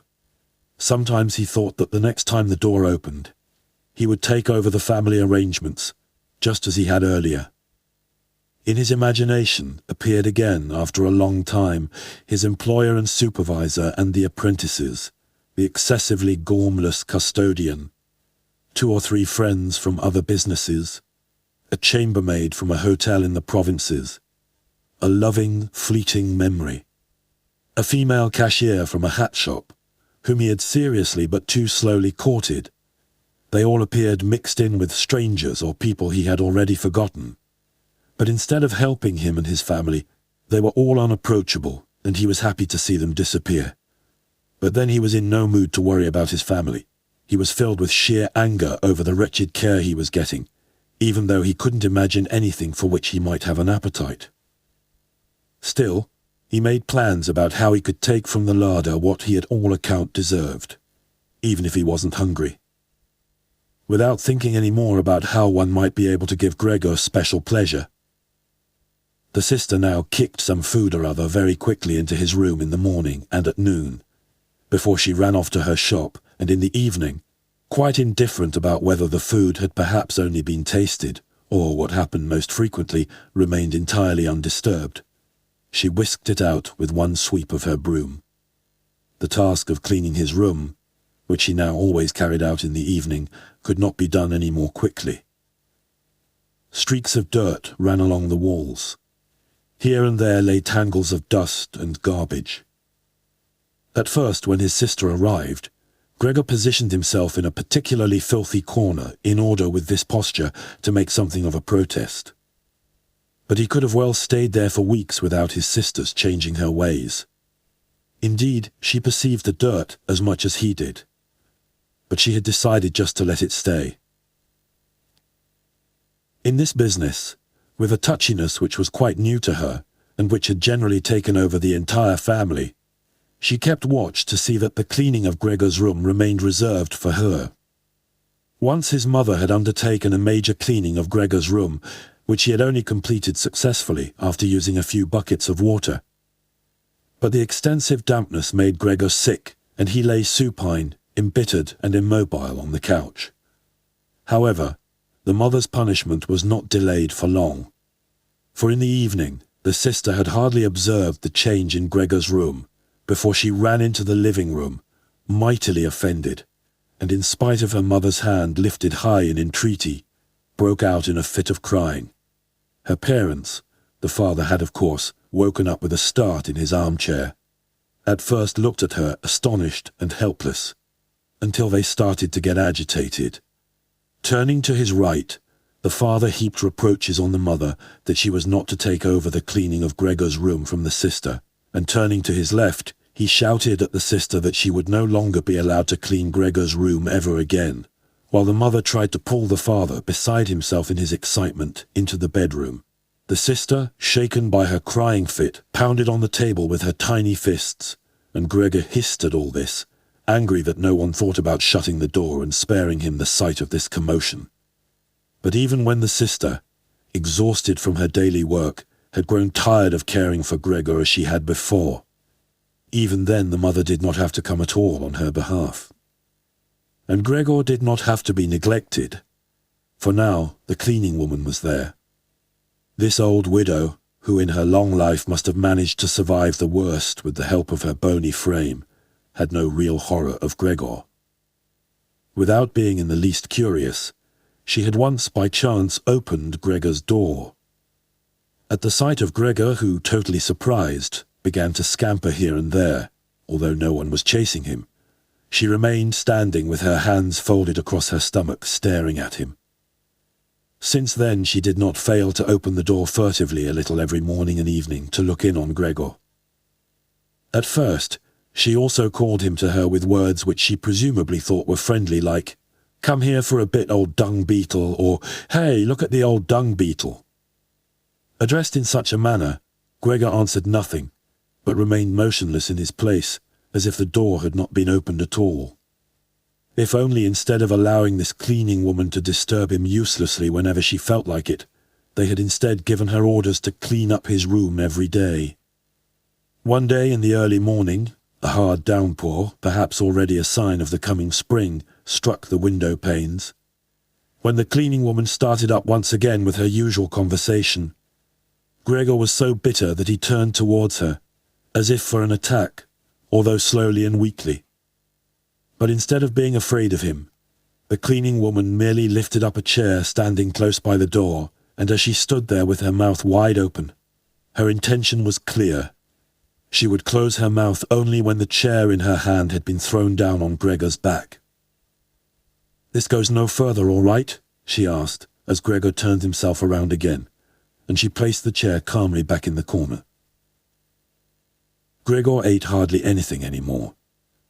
Only when he chanced to move past the food which had been prepared did he, as a game, take a bit into his mouth, hold it there for hours, and generally spit it out again.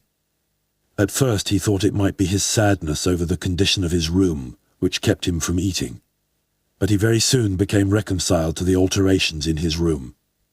People had grown accustomed to put into storage in his room things which they couldn't put anywhere else, and at this point there were many such things, now that they had rented one room of the apartment to 3 lodgers. These solemn gentlemen, all 3 had full beards, as Gregor once found out through a crack in the door, were meticulously intent on tidiness, not only in their own room but, since they had now rented a room here, in the entire household, and particularly in the kitchen. They simply did not tolerate any useless or shoddy stuff. Moreover, for the most part they had brought with them their own pieces of furniture. Thus, many items had become superfluous, and these were not really things one could sell or things people wanted to throw out. All these items ended up in Gregor's room, even the box of ashes and the garbage pail from the kitchen. The cleaning woman, always in a hurry, simply flung anything that was momentarily useless into Gregor's room. Fortunately, Gregor generally saw only the relevant object and the hand which held it. The cleaning woman perhaps was intending, when time and opportunity allowed, to take the stuff out again, or to throw everything out all at once. But in fact the things remained lying there, wherever they had ended up at the first throw, unless Gregor squirmed his way through the accumulation of junk and moved it. At first he was forced to do this because otherwise there was no room for him to creep around. But later he did it with a growing pleasure. Although after such movements, tired to death and feeling wretched, he didn't budge for hours. Because the lodgers sometimes also took their evening meal at home in the common living room, the door to the living room stayed shut on many evenings. But Gregor had no trouble at all going without the open door. Already on many evenings when it was open, he had not availed himself of it, but without the family noticing, was stretched out in the darkest corner of his room. However, once the cleaning woman had left the door to the living room slightly ajar, and it remained open even when the lodgers came in the evening and the lights were put on. They sat down at the head of the table, where in earlier days the mother, the father, and Gregor had eaten, unfolded their serviettes, and picked up their knives and forks. The mother immediately appeared in the door with a dish of meat, and right behind her the sister with a dish piled high with potatoes. The food gave off a lot of steam. The gentlemen lodgers bent over the plate set before them, as if they wanted to check it before eating, and in fact, the one who sat in the middle, for the other two he seemed to serve as the authority, cut off a piece of meat still on the plate, obviously to establish whether it was sufficiently tender, and whether or not something should be shipped back to the kitchen. He was satisfied, and mother and sister, who had looked on in suspense, began to breathe easily and to smile. The family itself ate in the kitchen. In spite of that, before the father went into the kitchen, he came into the room, and with a single bow, cap in hand, made a tour of the table. The lodgers rose up collectively and murmured something in their beards. Then, when they were alone, they ate almost in complete silence. It seemed odd to Gregor that out of all the many different sorts of sounds of eating, what was always audible was their chewing teeth, as if by that Gregor should be shown that people needed their teeth to eat, and that nothing could be done, even with the most handsome toothless jawbone. "I really do have an appetite," Gregor said to himself sorrowfully, "but not for these things. How these lodgers stuff themselves, and I am dying." On this very evening, Gregor didn't remember hearing the violin all through this period. It sounded from the kitchen. The lodgers had already ended their night meal, the middle one had pulled out a newspaper, and had given each of the other two a page, and they were now leaning back, reading and smoking. When the violin started playing, they became attentive, got up, and went on tiptoe to the hall door, at which they remained standing, pressed up against one another. They must have been audible from the kitchen, because the father called out, "Perhaps the gentlemen don't like the playing. It can be stopped at once." "On the contrary," stated the lodger in the middle, "might the young woman not come into us and play in the room here, where it is really much more comfortable and cheerful?" "Oh, thank you," cried out the father, as if he were the one playing the violin. The men stepped back into the room and waited. Soon the father came with the music stand, the mother with the sheet music, and the sister with the violin. The sister calmly prepared everything for the recital. The parents, who had never previously rented a room, and therefore exaggerated their politeness to the lodgers, dared not sit on their own chairs. The father leaned against the door, his right hand stuck between two buttons of his buttoned-up uniform. The mother, however, accepted a chair offered by one lodger. Since she left the chair sit where the gentleman had chanced to put it, she sat to one side in a corner. The sister began to play. The father and mother followed attentively, one on each side, the movements of her hands. Attracted by the playing, Gregor had ventured to advance a little further forward, and his head was already in the living room. He scarcely wondered about the fact that recently he had had so little consideration for the others. Earlier, this consideration had been something he was proud of. And for that very reason, he would have had at this moment more reason to hide away, because as a result of the dust which lay all over his room and flew around with the slightest movement, he was totally covered in dirt. On his back and his sides he carted around with him dust, threads, hair, and remnants of food. His indifference to everything was much too great for him to lie on his back and scour himself on the carpet, as he often had done earlier during the day. In spite of his condition, he had no timidity about inching forward a bit on the spotless floor of the living room. In any case, no one paid him any attention. The family was all caught up in the violin playing. The lodgers, by contrast, who for the moment had placed themselves, their hands in their trouser pockets, behind the music stand much too close to the sister, so that they could all see the sheet music, something that must certainly bother the sister, soon drew back to the window conversing in low voices with bowed heads, where they then remained, worriedly observed by the father. It now seemed really clear that, having assumed they were to hear a beautiful or entertaining violin recital, they were disappointed, and were allowing their peace and quiet to be disturbed only out of politeness. The way in which they all blew the smoke from their cigars out of their noses and mouths in particular led one to conclude that they were very irritated. And yet his sister was playing so beautifully. Her face was turned to the side. Her gaze followed the score intently and sadly. Gregor crept forward still a little further and kept his head close against the floor in order to be able to catch her gaze if possible. Was he an animal that music so seized him? For him, it was as if the way to the unknown nourishment he craved was revealing itself to him. He was determined to press forward right to his sister, to tug at her dress, and to indicate to her in this way that she might still come with her violin into his room, because here no one valued the recital as he wanted to value it. He did not wish to let her go from his room any more, at least not as long as he lived. His frightening appearance would for the first time become useful for him. He wanted to be at all the doors of his room simultaneously and snarl back at the attackers. However, his sister should not be compelled, but would remain with him voluntarily. She would sit next to him on the sofa, bend down her ear to him, and he would then confide in her that he firmly intended to send her to the conservatory, and that, if his misfortune had not arrived in the interim, he would have declared all this last Christmas, had Christmas really already come and gone, and would have brooked no argument.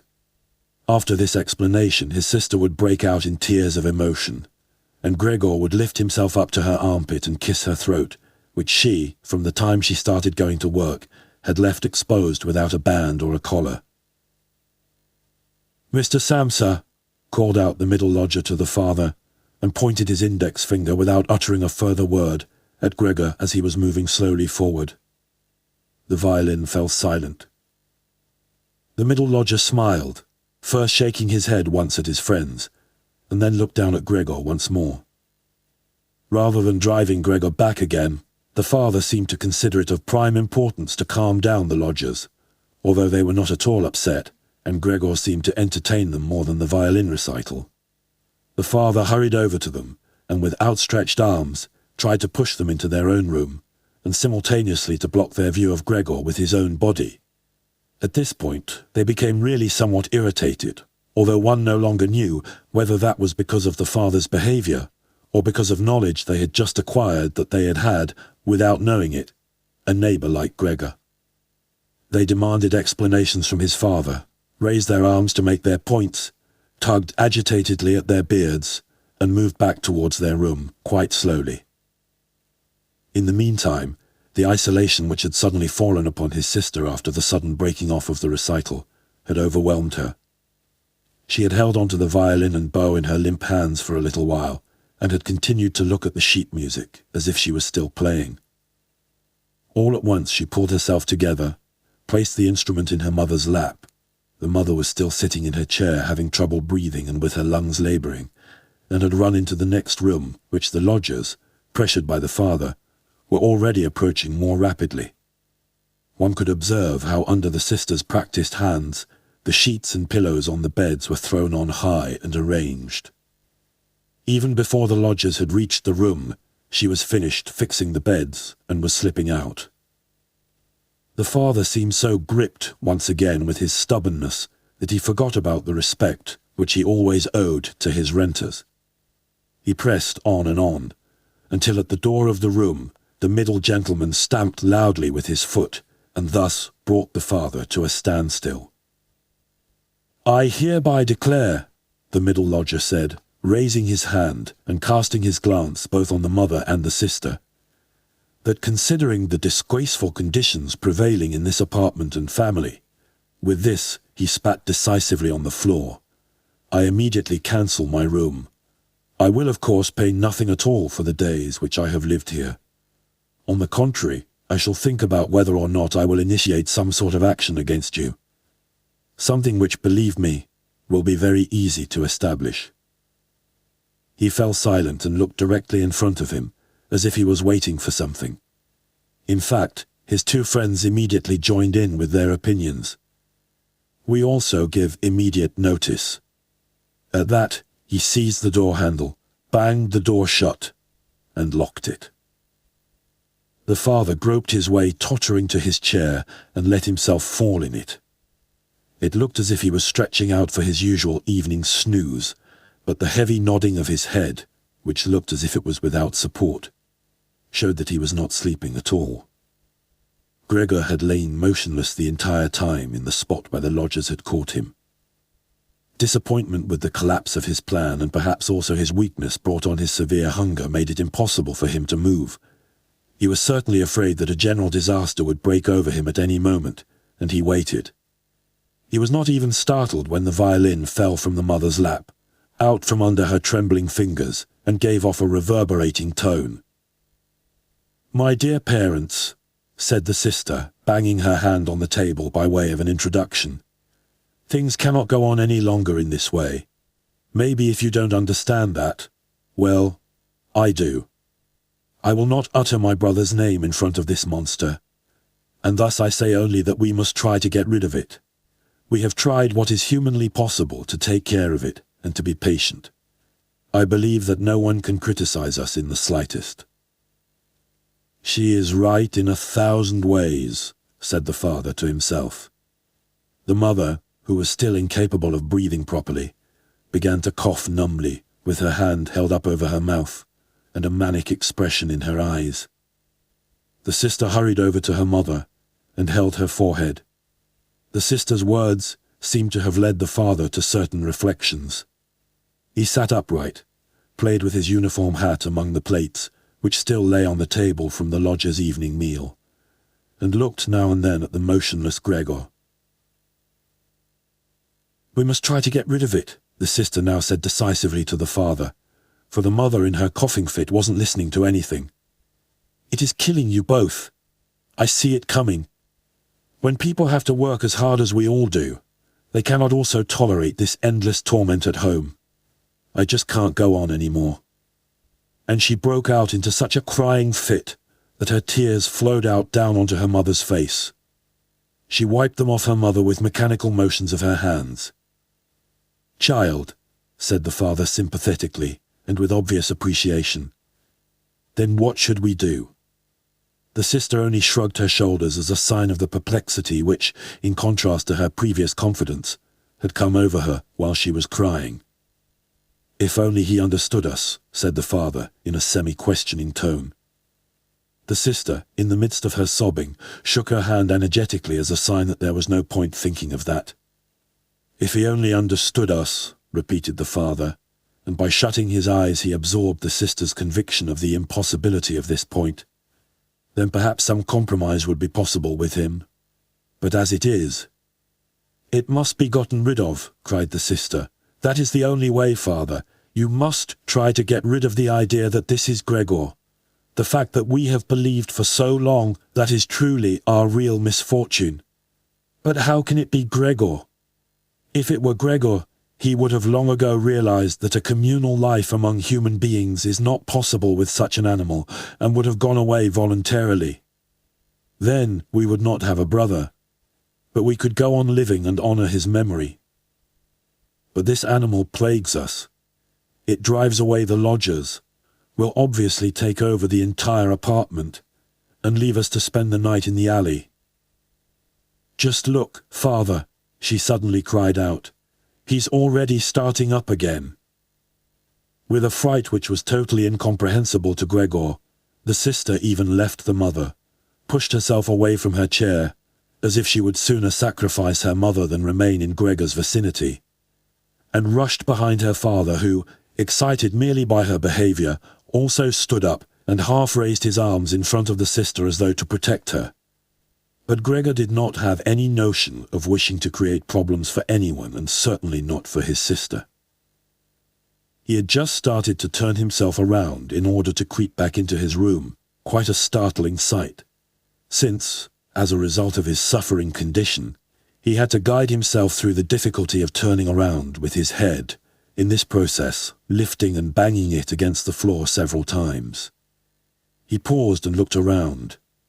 His good intentions seemed to have been recognized. The fright had only lasted for a moment. Now they looked at him in silence and sorrow. His mother lay in her chair with her legs stretched out and pressed together. Her eyes were almost shut from weariness. The father and sister sat next to one another. The sister had set her hands around the father's neck. Now perhaps I can actually turn myself around, thought Gregor, and began the task again. He couldn't stop puffing at the effort and had to rest now and then. Besides, no one was urging him on. It was all left to him on his own. When he had completed turning around, he immediately began to wander straight back. He was astonished at the great distance which separated him from his room, and did not understand in the least how in his weakness he had covered the same distance a short time before, almost without noticing it. Constantly intent only on creeping along quickly, he hardly paid any attention to the fact that no word or cry from his family interrupted him. Only when he was already in the door did he turn his head, not completely, because he felt his neck growing stiff. At any rate, he still saw that behind him nothing had changed. Only the sister was standing up. His last glimpse brushed over the mother, who was now completely asleep. Hardly was he inside his room when the door was pushed shut very quickly, bolted fast and barred.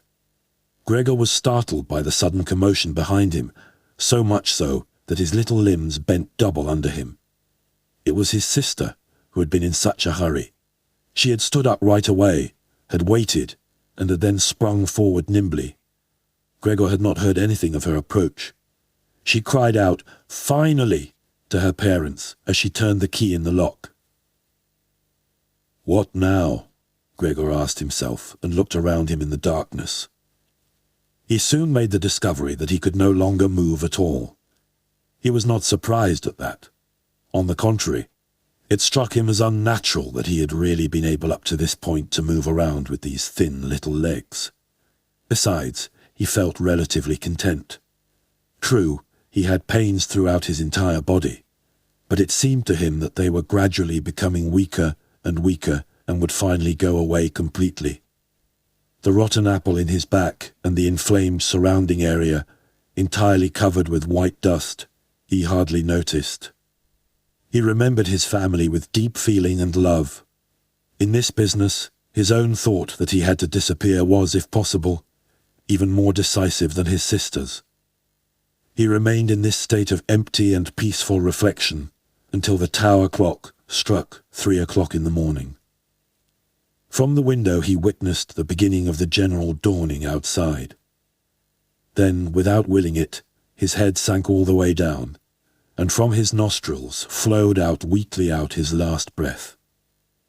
Early in the morning, the cleaning woman came.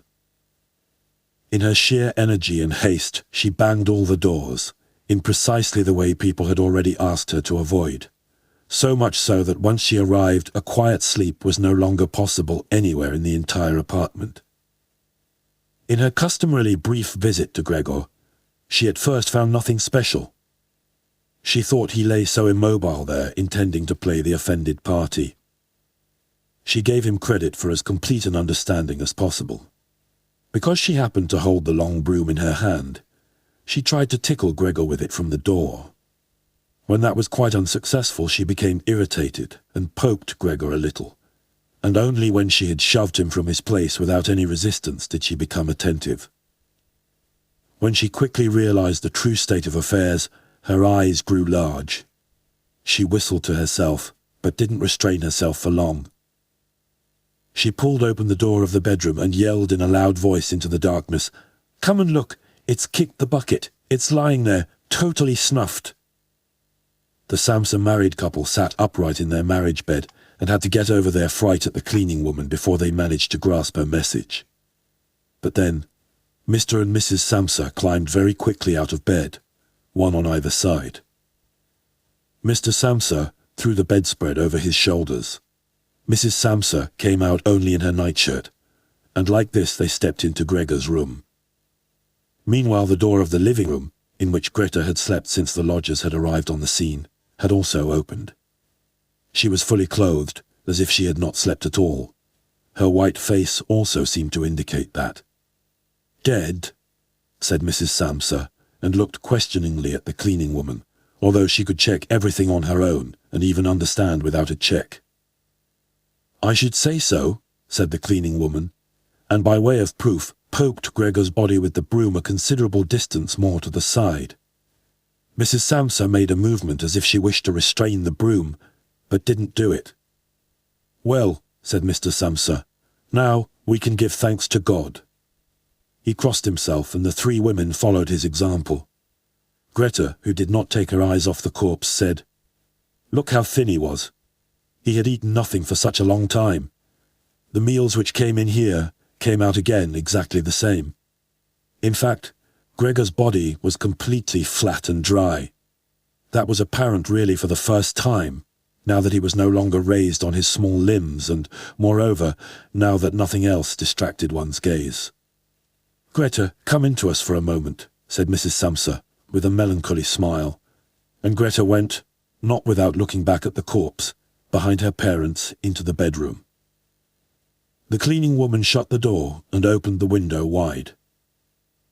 In spite of the early morning, the fresh air was partly tinged with warmth. It was already the end of March. The three lodgers stepped out of their room and looked around for their breakfast, astonished that they had been forgotten. "Where is the breakfast?" asked the middle one of the gentlemen grumpily to the cleaning woman. However, she laid her finger to her lips and then quickly and silently indicated to the lodgers that they could come into Gregor's room.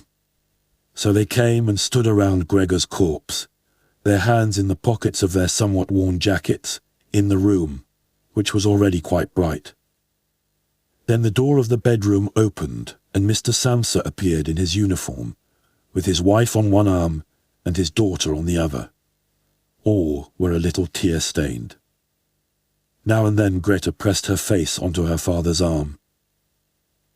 "Get out of my apartment immediately," said Mr. Samsa, and pulled open the door without letting go of the women. "What do you mean?" said the middle lodger, somewhat dismayed, and with a sugary smile. The two others kept their hands behind them, and constantly rubbed them against each other, as if in joyful anticipation of a great squabble which must end up in their favour. "I mean exactly what I say," replied Mr. Samsa, and went directly with his two female companions up to the lodger. The latter at first stood there motionless, and looked at the floor, as if matters were arranging themselves in a new way in his head. "All right, then we'll go," he said, and looked up at Mr. Samsa as if, suddenly overcome by humility, he was asking fresh permission for this decision. Mr. Samsa merely nodded to him repeatedly with his eyes open wide. Following that, the lodger actually went immediately with long strides into the hall. His two friends had already been listening for a while with their hands quite still, and now they hopped smartly after him, as if afraid that Mr. Samsa could step into the hall ahead of them and disturb their reunion with their leader. In the hall, all three of them took their hats from the coat rack, pulled their canes from the cane holder, bowed silently, and left the apartment.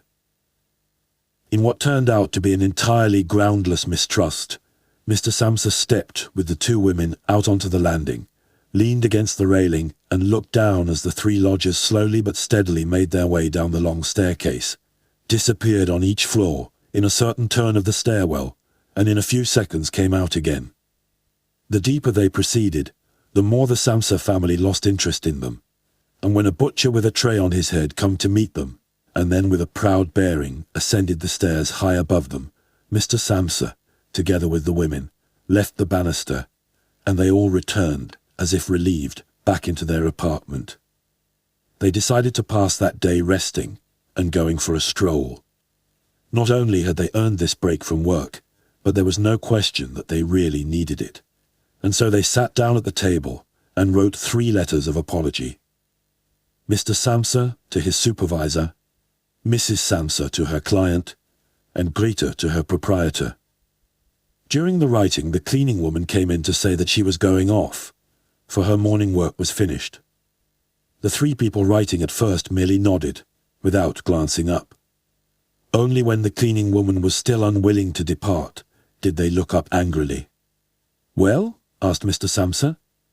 The cleaning woman stood smiling in the doorway, as if she had a great stroke of luck to report to the family, but would only do it if she was asked directly. The almost upright small ostrich feather in her hat, which had irritated Mr. Samsa during her entire service, swayed lightly in all directions. "All right then, what do you really want?" asked Mrs. Samsa, whom the cleaning lady still usually respected.